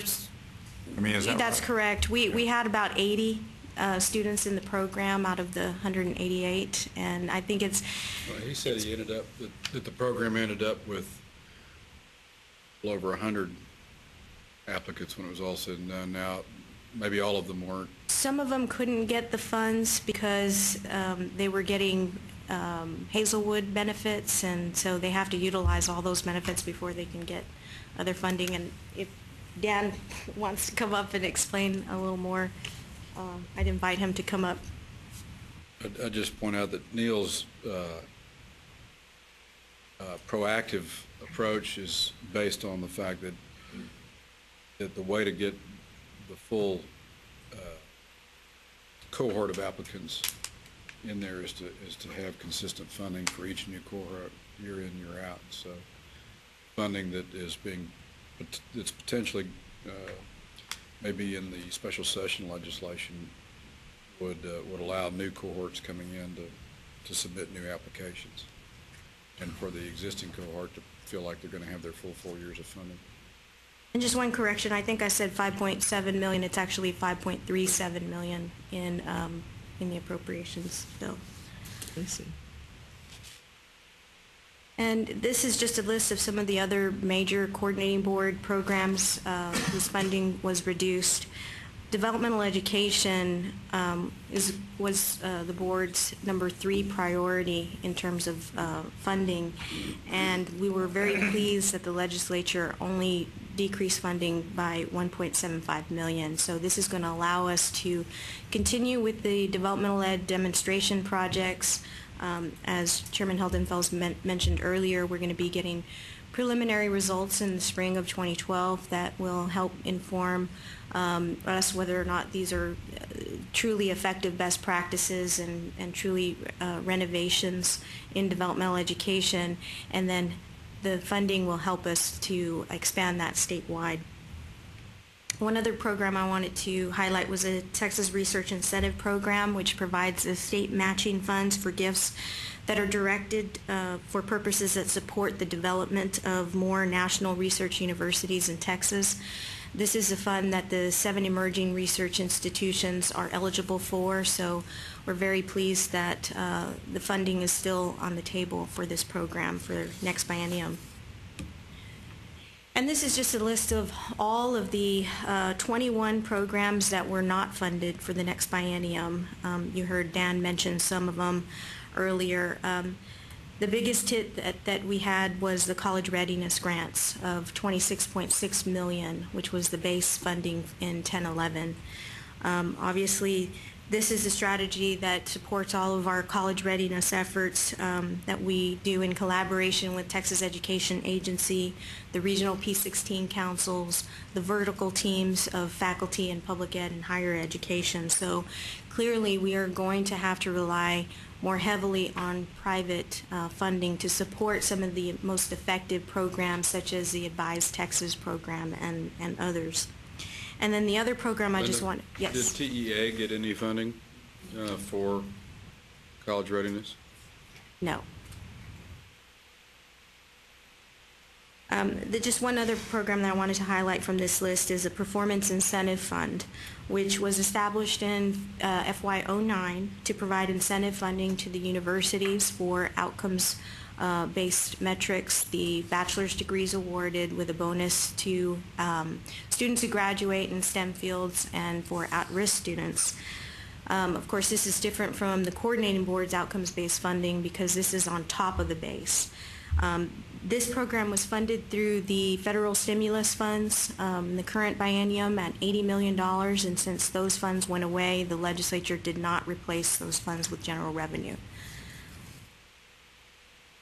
And then just a few new riders that you might be interested in. The dual credit study rider, which directs the coordinating board to work in collaboration with the Texas Education Agency to analyze the fiscal and instructional impacts on student outcomes for dual credit courses taught on high school campuses and on community college campuses. And the results of the study and recommendations are due to the LBB before March 1st, 2012. The community college system rider requires a coordinating board with prior approval from the legislative budget board to allocate an amount not to exceed $350,000 to hire a national consultant who has demonstrated experience in higher education governance to provide the LBB and the governor with a blueprint to establish a state system administration for public community colleges. And this is going to be due not later than June 1st of 2012. So the specific criteria for the consultant's final product must be determined collaboratively between the coordinating board, the LBB, and the governor. So what does that mean? Yeah, what's a state system administration? Well, it's I can give you some of the background and try and explain the context for the reason for this rider. At the beginning of the session, Chairman Pitts had actually filed this as a bill, and that bill didn't get anywhere, so it ultimately ended up as a rider that Senator Duncan in Senate Finance Committee offered. In my conversations with the staff to try and learn more about the impetus for the rider, it was my understanding that the legislature is growing increasingly concerned over the over-reliance on the Texas Association for Community Colleges to provide testimony and guidance and advice to the legislature for the 50 community college districts and 75 campuses. And so what you saw, instead of, like in previous years, the Texas Association for Community Colleges would come and testify on behalf of the community colleges, you saw that some of the committees would invite all of the community college presidents to come and testify on behalf of their own budgets. Another concern that was expressed to me, at least by one of the staff members, was that the coordinating board structure used to have a community and technical colleges division. And when Commissioner Paredes came on board, he restructured the agency, not because he didn't want to give more emphasis on community and technical colleges, but because he wanted to. He felt that they were working in isolation and wanted to make sure that undergraduate education was of high quality, whether you're in a community or technical college or university. So he structured it in a way that the staff here at the coordinating board would be working more collaboratively and increasing undergraduate education. And David can probably talk even more about this than I can. But I think there's some concern by some members of the legislature that there's no one here at the coordinating board, although we emphasize we do have a point of contact. That's McGregor Stevenson, who does a fine job on all sectors of higher education. We've got David Gardner, who oversees that area. And so we're sort of perplexed by the whole thing, but we'll make it work.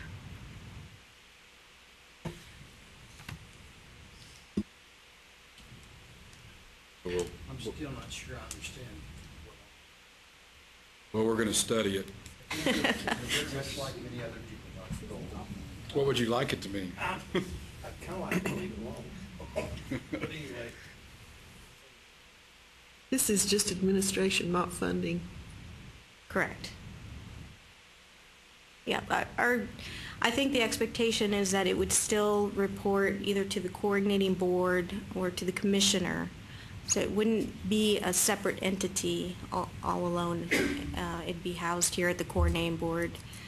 At least I think that's what the staff explained to me was the intent. So I think, yeah, it's a perception issue, but it's real.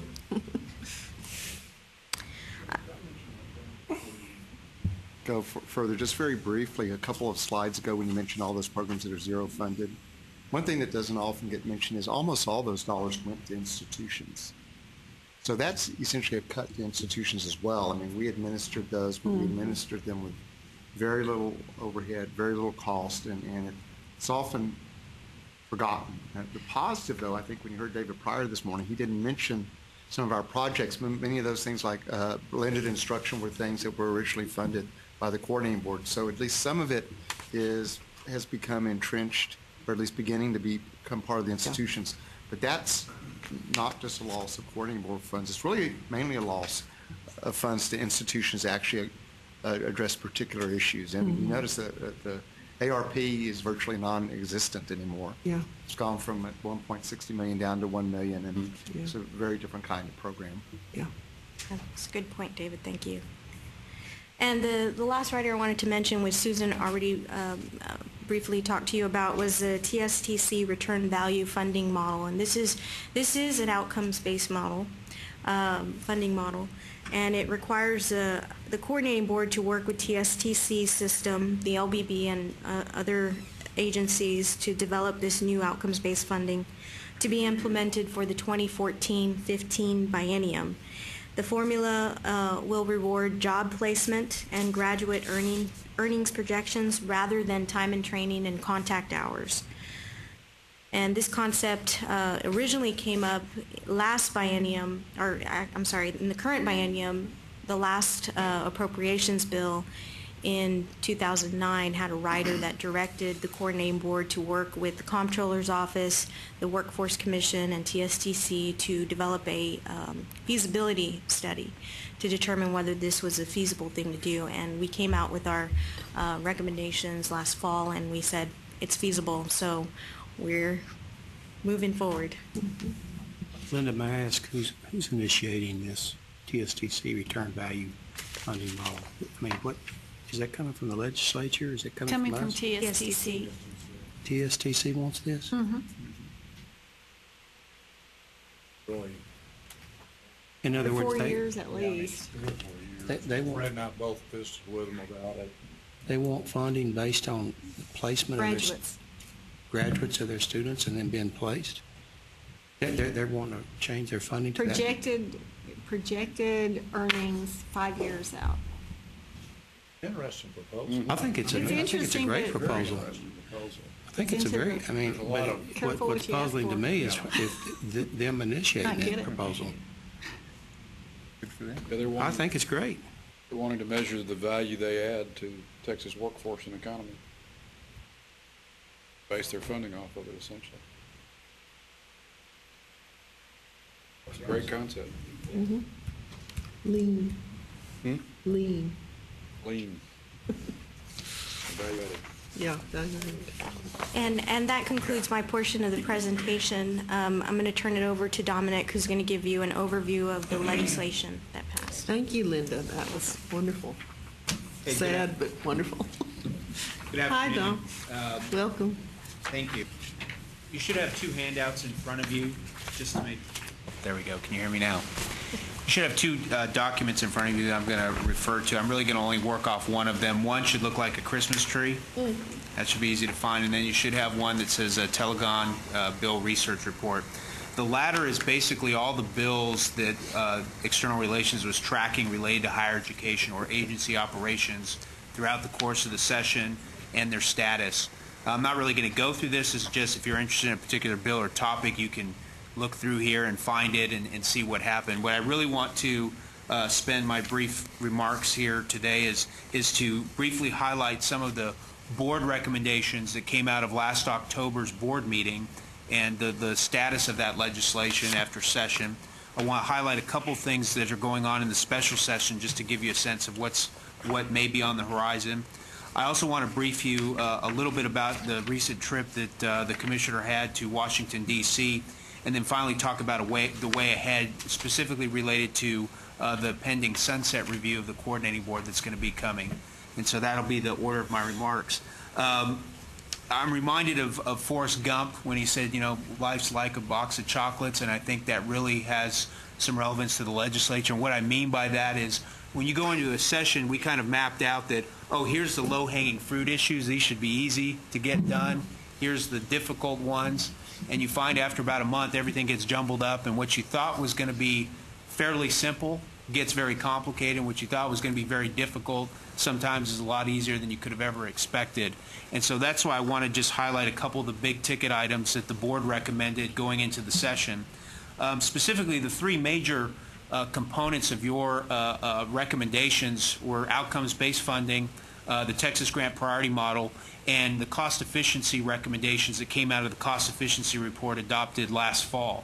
And so there were basically three bills, House Bill 9, Senate Bill 28, and House Bill 1460 and Senate Bill 1396 related to cost efficiencies, which were line number 1, 2, and 4 there on your green and red sheet.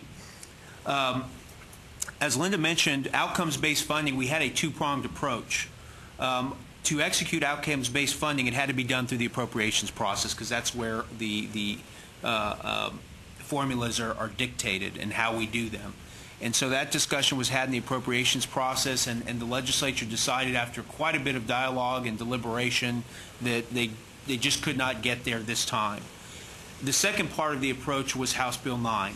And the rationale for having some legislation was the idea that we wanted to get some directive from the legislature that the coordinating board, and more importantly the state of Texas, be looking at student success and outcomes-based funding initiatives going forward. And so what House Bill 9 does in very simple terms is we're required, as you know, each biennium to make recommendations on our formulas to the legislature. In fact, you passed an item earlier today about that. What House Bill 9 does is as part of that legislative directive, we are now heretofore required to look at student outcomes as part of those deliberations, not just as part of the formula base, but also consider on top of the base, both for universities as well as the community college sector. And so while it does not execute outcomes-based funding this biennium or even next biennium, it provides the impetus for continuing to study this issue and look at it in a concerted way going forward. And again, the legislature will always, as they do now and as they always have, will always have final say on whether to adopt the coordinating board's recommendation, whether to amend it, or whether to reject it. And that's something that the legislature, I think, was always very interested in keeping hold of. And so in a nutshell, that's what House Bill 9 would accomplish. And so in terms of outcomes-based funding, we got the one prong giving us kind of the green light to continue to look at this issue, but we didn't obviously get it executed this session.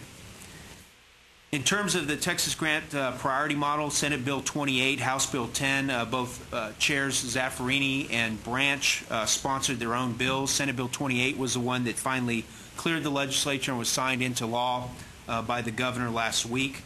This is the Texas Grant College Readiness Reform Act. This is adopted, I believe, verbatim, the recommendation from the board to add basically 4 categories of academic preparation as a way to prioritize Texas grants for needy students. And so this legislation, this program, this new change to the program will take effect beginning with the academic year 2012-2013.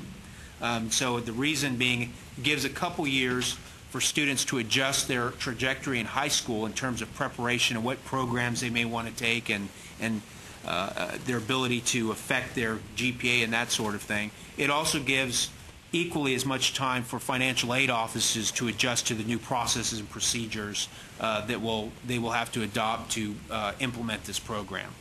And so we should look forward to, again, that program taking effect in the academic year 2012-2013. In terms of the cost efficiencies, and it's in bright red there, and it says dead, those 2 pieces of legislations were considered when they were filed early in the session to be omnibus cost efficiency bills. The idea was to take a bulk of the cost efficiency recommendations that came out of your report, place them into a single bill, and pass them as a single measure. Those bills did not actually even get a hearing. But what happened is a number of those initiatives were pulled out of that particular bill and filed as standalone legislation. So, for example, if you look down, I guess about 3/4 of the way down, House Bill 3025 related to degree plan and reverse transfers. You'll recall degree plans and the mandate of every student filing a degree plan was one of the major cost efficiency recommendations, and that was included in this piece of legislation that eventually passed and has been signed into law. You'll also notice on the bottom of the second page, Senate Bill 1726 related to learning outcomes. Again, that was one of the pieces discussed in the cost efficiency study, and that too was passed and signed by the governor. So while the omnibus cost efficiency bill did not pass, many elements of it, to include, I think Susan talked earlier about Senate Bill 5 and cost efficiencies for institutions and reporting, many elements were sprinkled in other pieces of legislation that did see final passage. Now, the one bill I mentioned that things you think will be easy that turned difficult, the one bill that did run into some resistance was House Bill 3025. Now, you notice it did pass, but that legislation changed rather dramatically at the very end of session. That legislation was originally filed by Chairman Branch to be a comprehensive transfer compact bill, to really do a lot of the things that we've been articulating as part of our Lumina project that we're doing and trying to really encourage institutions to build these statewide agreements to increase the number of transfers, to increase the percentage of courses that will carry from one institution to another, and really improve productivity and cost efficiency. Unfortunately, we thought going into the session, well, transfers is one of those issues that across the board everyone has issue with. Every single legislator is his constituents who at one point or another complain about my student didn't get to keep credit. But we ran into a lot of resistance at the very end, and we weren't able to overcome some of the elements that were in there. So some of those elements were pulled out The degree plan and the reverse transfer components were left in the bill, but we certainly didn't get all the elements that we were looking for in a universal transfer compact legislation. So that was one piece where we lost a little head of steam at the very end, and we just couldn't overcome. The main component of that was statewide articulation. That's correct. Agreements, which we're going to be looking at ways to pursue anyway through our rulemaking. That's correct. Yes, sir. One of the criteria that was not included in that was a recommendation was the capping the associate degrees at 60 hours, and also further limiting the 120-hour for baccalaureate degree programs to the only exceptions would be for accreditation and licensure. Now, that one wasn't as critical because we've already changed our board rules to meet that standard. So it was really the associate degree at 60 hours that we felt like we really would like to have gotten that done. Is that something we could also explore through alternative rulemaking authority? Yes, it is. Good. A couple of I won't go through the rest of the list, but a couple of surprises, a couple of pieces of legislation that we really weren't expecting to get a whole lot of legs, but did, and at the end of the session we kind of looked up and said, wow, what a great surprise. Very good legislation. And that is the third row there, House Bill 1244, and Senator West carried the Senate version related to developmental education. As you'll recall, the board had a single recommendation on developmental education. It was a very innocuous recommendation that came out of your meeting in October, and that was to allow the coordinating board to go down to a single assessment at some point when we deem it appropriate. You'll recall we have the demonstration projects currently in play, and we're hoping to learn a lot from those, and we're starting to learn a lot from those in terms of how might we scale that and what might we need in legislation to scale those improvements. Well, it turned out that there was some visits by Stan Jones with Complete College America, and this was an issue we weren't anticipating getting a whole lot of legs, but there were a lot of legislators from Representative Diane Patrick, Senator Shapiro, West, Castro, that really took a keen interest in this issue, and we actually ended up with a piece of legislation that has a lot of different tools in it that are really going to help us take a leap forward in making some reform in developmental education ahead of the timeline, at least giving us the tools ahead of the timeline that we were really anticipating, because many of these things we weren't expecting to do until next session. So there's a piece of legislation issue that we really weren't focusing on, but at the end of the day, we feel really good about having the legislature adopt those.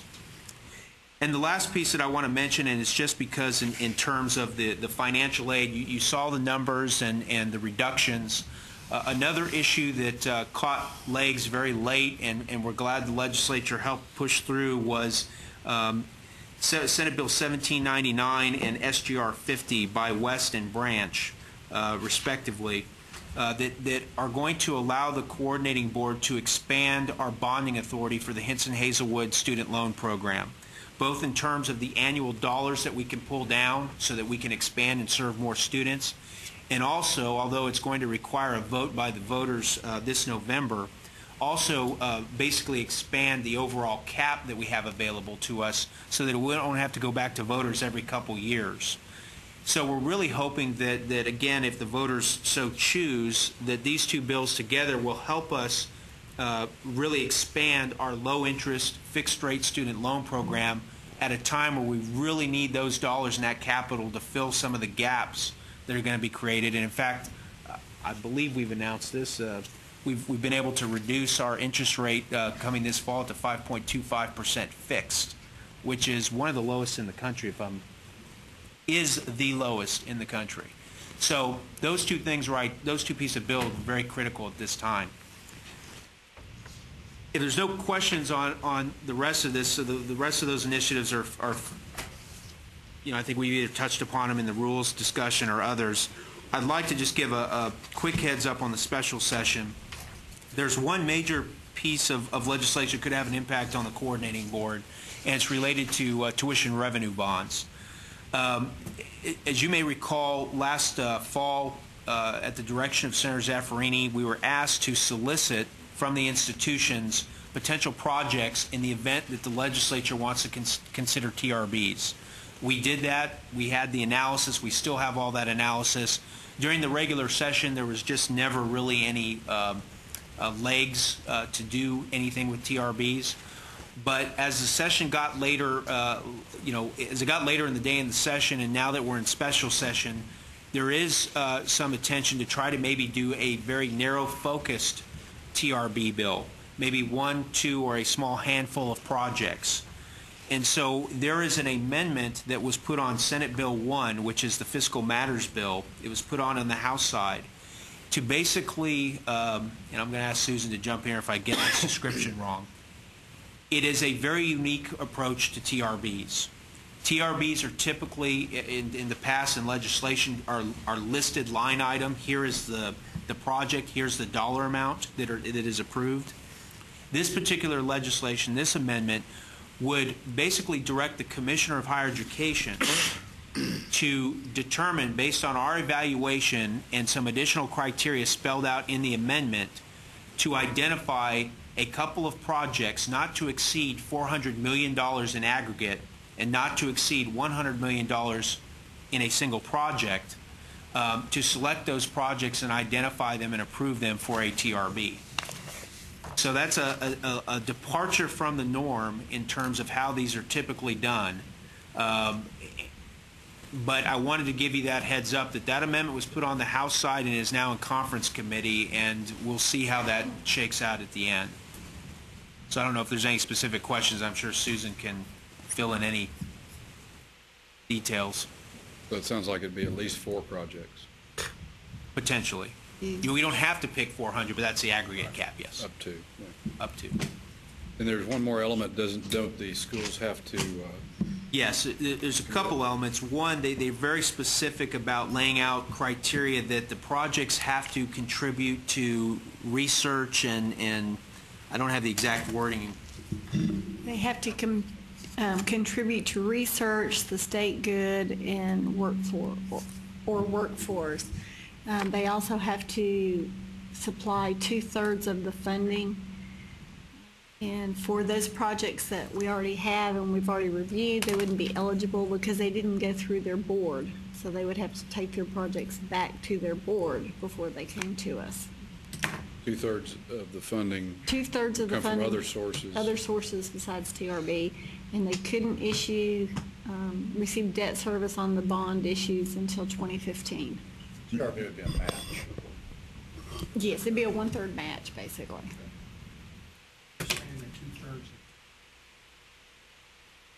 Also institutions, and 1/3 of it would come from this Tuition revenue $400,000 that's been set aside. Yes. $400 million, I'm sorry, that the commissioner would have the authority to decide how that would be spent. Correct. Okay, it's not a bad way to do it. Dom, I have a question on the low-interest student loans. How are the terms for those loans governed or set? Besides the interest rate and the payback?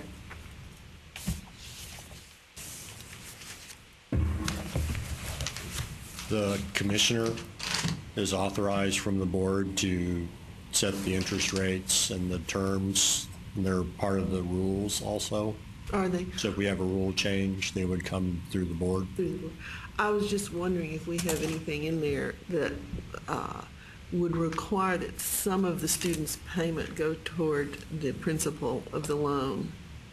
I've just been hearing that a lot of people pay the interest only for years and years and years, and they still have the same loan. And it seems to me that if we could handle that by rule, that would be great.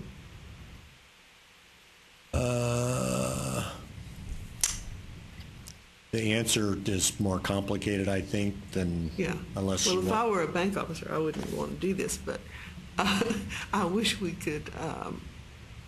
There's accrued interest while students are in school that's deferred. So if I'm in school for 4 or 5, 6 years and I've borrowed every year during that time, I am likely to have incurred substantial interest that's due.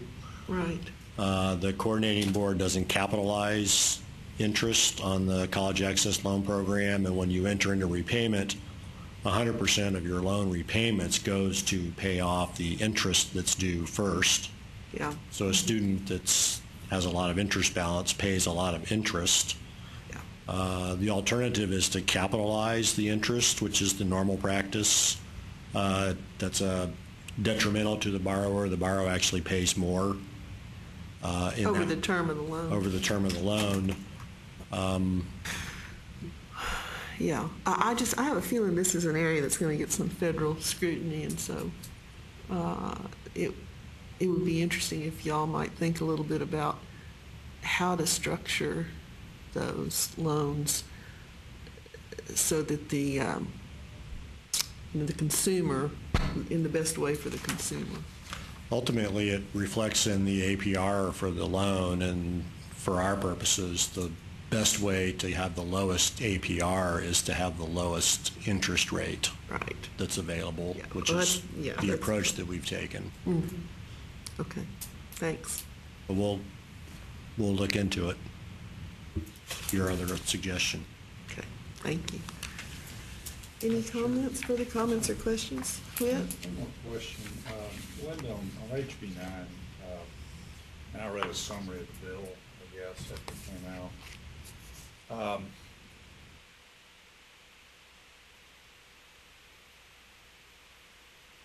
the way to ask this?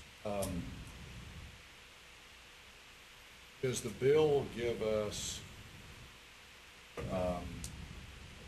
any leverage as we roll into the funding formula advisory committees? You know, I forget when we convene those committees and we start talking about, I can't remember how soon that is, but August, I believe. yeah, August. I mean, the good thing is it's still on the table. You know, right. You know, attempt to move towards that, but my only question is, as a board, is there anything as new members come on, as we begin to roll into the work of the funding formula advisory committees, that we do differently because of this bill? Do you want to answer that? Or? Go ahead. No, I don't think, I mean, I don't know. I don't really think there is. I mean, it's going to be on the charge. I think by having it in legislation, it does kind of provide a little bit more. Well, I would say, I would draw a parallel to the previous session when some of the legislative leadership wanted to cap tuition, and they couldn't get enough votes to pass a bill that capped tuition, but they passed a resolution expressing a high degree of concern with any institutions that might increase tuition over 4.5%. Lo and behold, tuition didn't increase more than 4.5%, at least by most institutions. I would say that HB 9 is sort of intended to serve as the same signal that this is that outcomes-based funding is a matter of when, not if, and that's our focus. Yeah. I agree with that, and if I were an institution, I'd look at this as an opportunity to really provide the input into a model that is going to work for them as best as possible. We did try to get their input during all of last interim for a year and a half. We did get the input. We brought in all the stakeholders. We met them with them numerous times. But we did not ultimately have the support by the majority of them. So if they want to look at this as an opportunity to provide that input, the difference between this process and last process is, the commissioner just charged them to look at it, and they did, and decided that the universities decided they didn't want this model. The community colleges came back with momentum points, which was great. So I would definitely see this as a great opportunity to really work collaboratively with the institutions in developing, whether it be the same model that we proposed or tweaked, to address some of the institutional concerns, and really position us in a stronger position going in next session. And just one more item, and they'll wrap up, is I want to give you a sense of a couple things that are on the horizon near and midterm. First of all, one of the things that happened in session was there was a omnibus sunset review bill, and in that omnibus sunset review bill, the Sunset Commission decided and the legislature decided to reshuffle the schedule for sunset. And in that reshuffling, the coordinating board sunset review has been bumped up from what was scheduled to be next interim, I believe 2015, to this interim. And so we are currently in the process of starting the sunset review process, which begins with what they call a self-evaluation report, which is a very routine, it's very dense, it's kind of give us, let's lift up the hood and look at every bit of the agency and put it on paper so that the sunset review staff has something to work with when they then begin the real process to sit down with the coordinating board and all our staff over a certain period of time. There will also be public hearings related to sunset, and so that process has started. What we don't know is when the commission will actually take up the coordinating board. It can be anywhere between this fall and next fall, and hopefully I think by the end of the summer we're going to have a sense of when we're actually going to be on deck and be going through this process with the commission and their staff. Why I bring this up, and I also bring this up in the context of the oversight committee that was mentioned earlier, the first blush is that many people and many agencies get is, this is they're going to start looking under the hood, and this is a negative thing, and this is nothing positive can come out of a process like this. I think in the chairman and the commissioner, and I think the staff have looked at this is a real opportunity, we believe, in the context of the outcomes-based funding discussion, in the context of this wider discussion that's happening and the dialogue that's happening in Texas about productivity and how do we do it and what's the right way, what's the wrong way, that this sunset review is actually a great opportunity to look at the coordinating board, to look in the broader context of higher education, understanding that closing the gaps is about to close out in a couple years, and now we'll be looking ahead, that this is actually a great time for us to be having this discussion and may act as a great launching pad for next session and some of these big issues that we're going to continue to talk about. So I want to give you an update on that, and I think we may be briefing the board in July a little more detailed, but that's something that's on the near-term horizon for you to be looking for. The self-evaluation report doesn't require the board's approval, but what we'll do is we'll bring a draft copy to you so that you have an opportunity to look at it and provide any input that you would like. So we'll have more of an informational item at the July board meeting.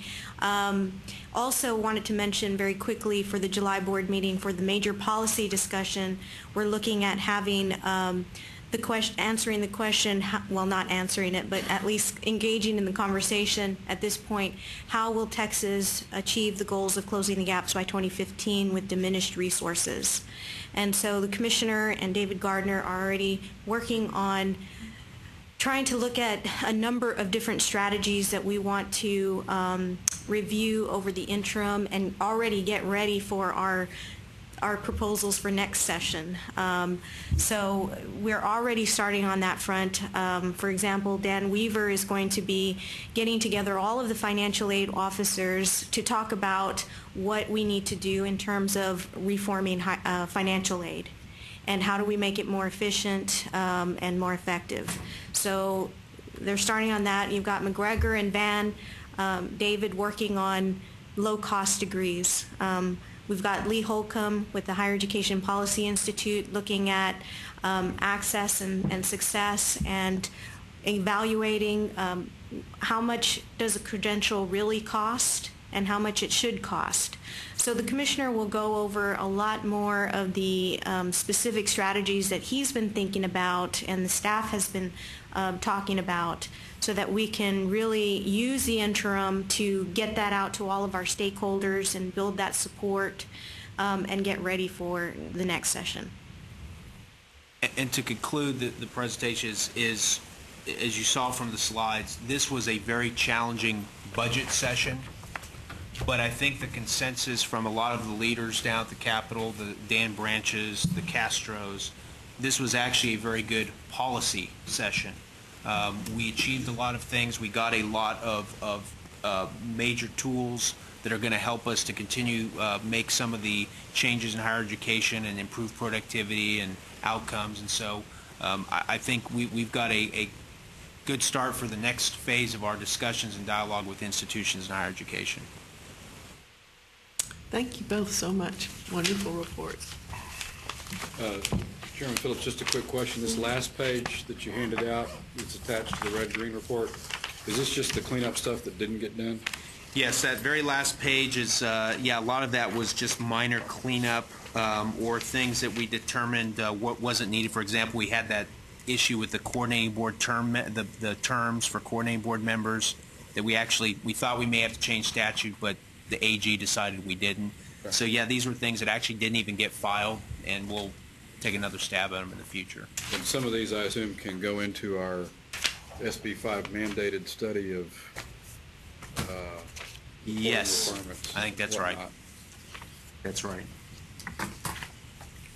Thank you. Okay, the next agenda item is an update on low-producing programs. McGregor? All right, thank you very much. As we talked about in the past, we've got the low-producing program reports in now. There were 8 institutions that have not yet submitted, and so those institutions, all of the institutions were notified that if they didn't respond, we would take that they intended to close all the low-producing programs. And so we'll be moving forward to close all the ones for those that did not respond at all. How many is that programs?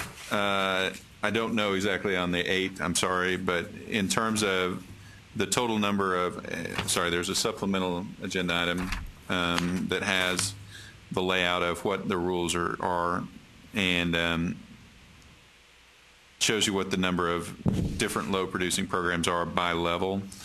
If you turn to the 3rd page that shows this chart, it shows you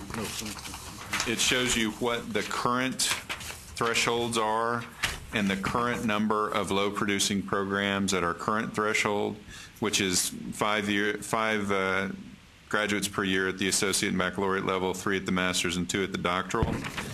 And then Chairman Heldenfels had requested that we kind of look at increasing the threshold and raising the bar, so to speak.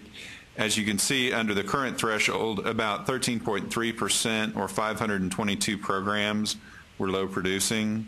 If you raise the bar 1 graduate per year for each of the different levels, you'll see that it increases from 13.3% to 18.8%.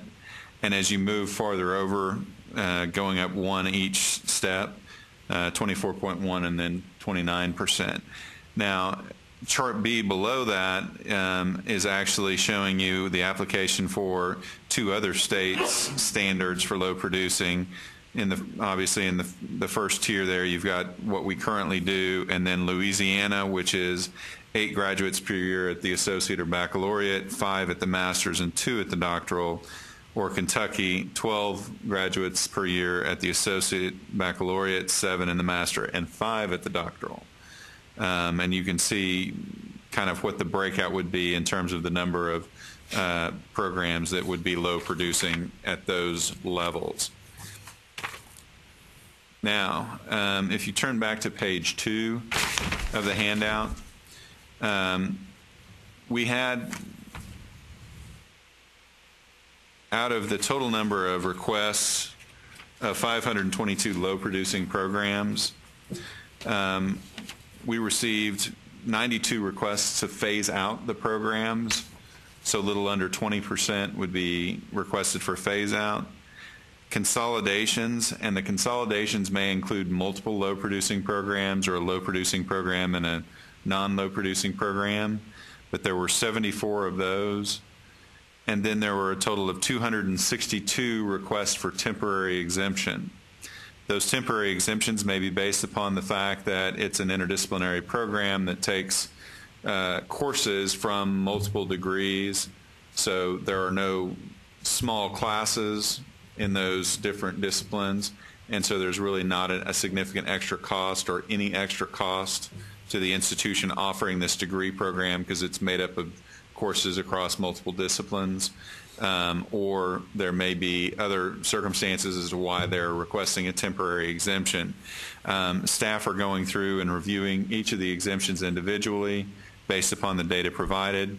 There were several institutions that did not submit the request for exemptions in full or did not have all of the information that we had requested, and so we're working with them on that. But hopefully by the end of August, we should have the final determinations made for the staff's evaluation of the request for exemption.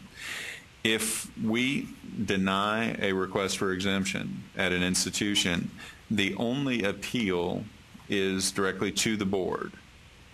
And so requests for exemptions that are denied at the staff level, the institution will make an appeal directly to the board that will have to be considered at a board meeting. And how temporary is temporary when an exemption is granted? Either 2 or 4 years. The reason being that we felt like if there were... Not 3, but 2 or 4? Correct. The reason being we felt like that if there were programs that maybe were right on the cusp of being low producing and they could show that they had very strong numbers of students in the pathway into the program, that giving them an additional 2 years if they maintain their enrollments would show them no longer low producing. And so giving them 2 years would be sufficient to do that. Whereas for a program that is multidisciplinary, that does not show that they have small class sizes or that there is additional cost to the institution to operate the degree program, there would not be any reason not to give them a full 4-year exemption. And so they would be able to take the 4-year exemption, and that program would not even show up as a low-producing program for the next 4 years. But obviously this first round is going to be the most difficult for us at the current levels. If we raise the levels, then every round is going to be just as challenging as this one. When you, Mr. Adams. excuse me, before I go ahead. I would just so to kind of sum up where the big picture of the numbers. Last fiscal year, we identified 752, and we, with the cooperation of the institutions, closed a little over a third of them. Correct. Yes, sir. When you combine the phase-outs and consolidations, that's 257 of those 752. Is that an accurate way to look at it? I'm sorry. I've got 257. Yes, sir. That from May to December that were phased out or consolidated. Of those 752. Of the total 752. So yes, that left 495, which I assume are probably the bulk of the 522 being reported this year, since they're correct in the same yes. ballpark number of and courses. obviously some programs that were not low producing previously were moved Right. on the list Right. as we changed the criteria and got updated data. So of the 3,900 plus programs, which is down from around 4,200, given what we did last year, 522 under the current rules were low producing, and you've gotten some type of request for 428 of those 522? And it may be more than that because some of the consolidations could be multiple programs. Yes, sir. So then the eight we haven't heard from then would at the most be responsible for 94 programs. And it's most likely going to be significantly smaller than that. Those are, I believe all of them are community colleges. And so the number of low producing programs that they have is not going to be significant. And they may have chosen simply not to send us the paperwork and taking us at our word that we'll close out the programs if they don't respond. So we're getting back with them. Okay. All right. Yes, sir. How did you pick Louisiana and Kentucky? We were looking for ones that had higher standards than ours. Okay. Most states do have more rigorous standards. We were definitely at the lowest end before we raised our standards. Now we're probably, I don't know, bottom third. I'm getting some head nods, so I'm going to go with that. I don't know exactly, but we're still not incredibly restrictive with our low producing programs. I think But you also have to bear in mind that there's a difference in terms of how states approve programs. True. And then compared to some states, we we approved some very narrow programs that they would sort of just put into a broader rubric for the program. While they might offer it, they wouldn't count it as a program.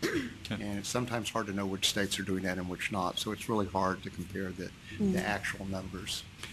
I think what Vice Chairman Hahn might have been curious about, and if he's not, I am, is, what about peer states like California, New York, Illinois? And I can pull those for you, and I think some of them don't have explicit standards, and it's on an institution by institution basis.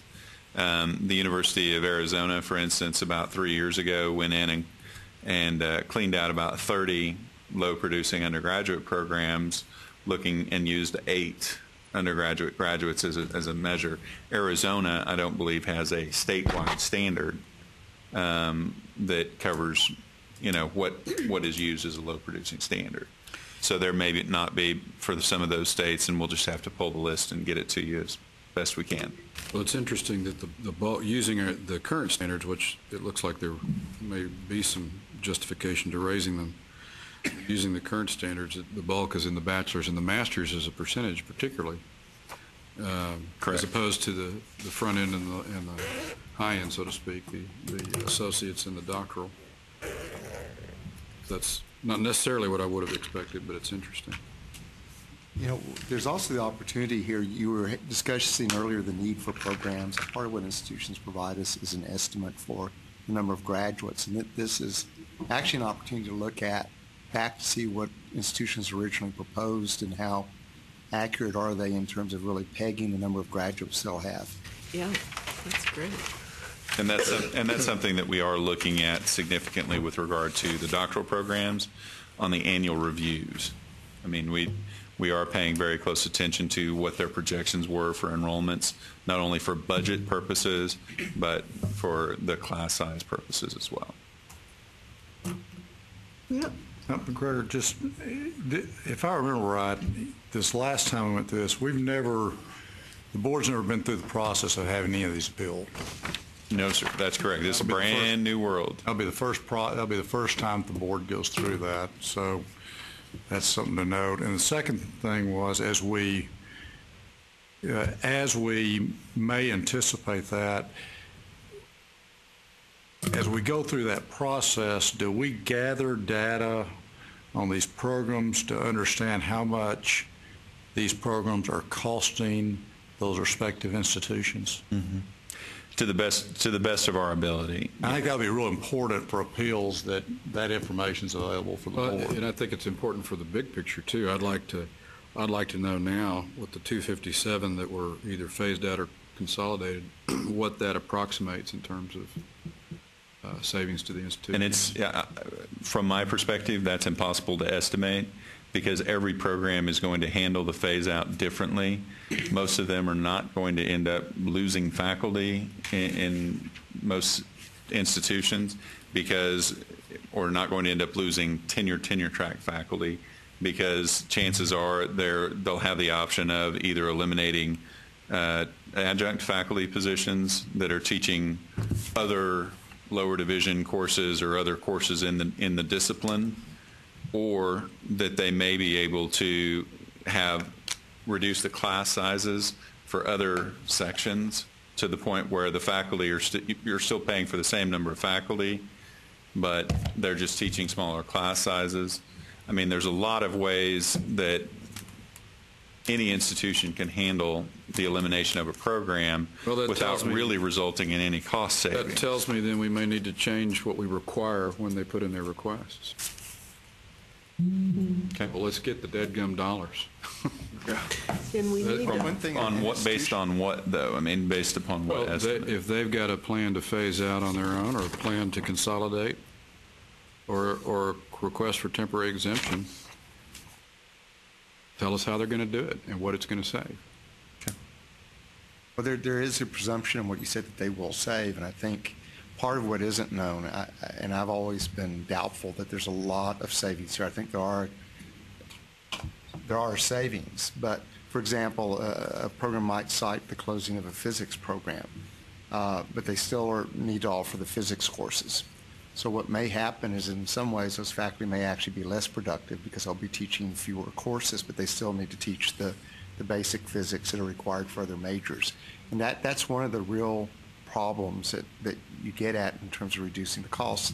There's some programs that are pretty obvious, and I think those are the ones that that you see at the top where they say that they'll phase out the program. The institution knows that they really should go, and you're, as a board, giving them the opportunity to do that in a way that gives them a little cover.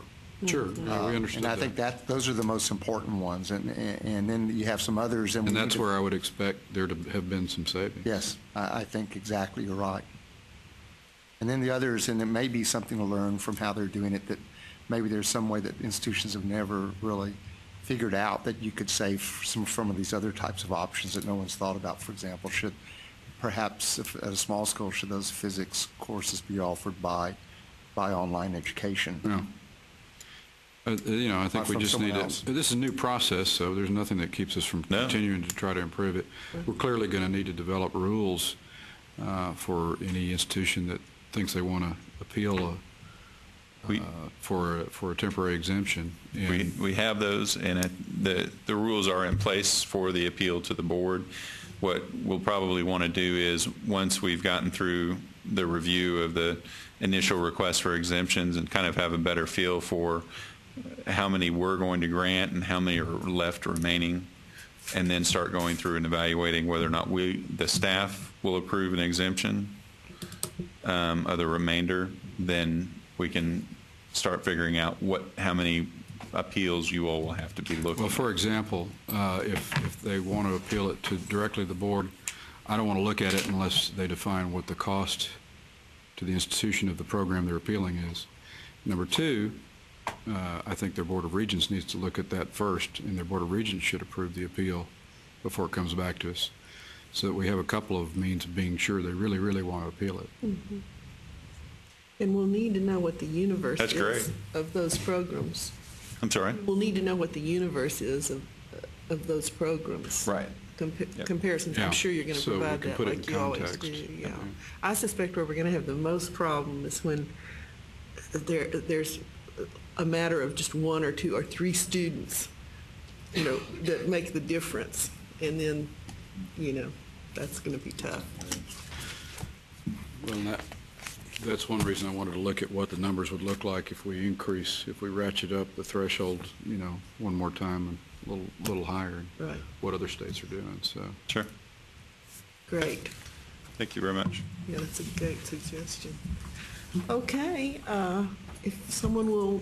So moved. That's all, folks. Do I have a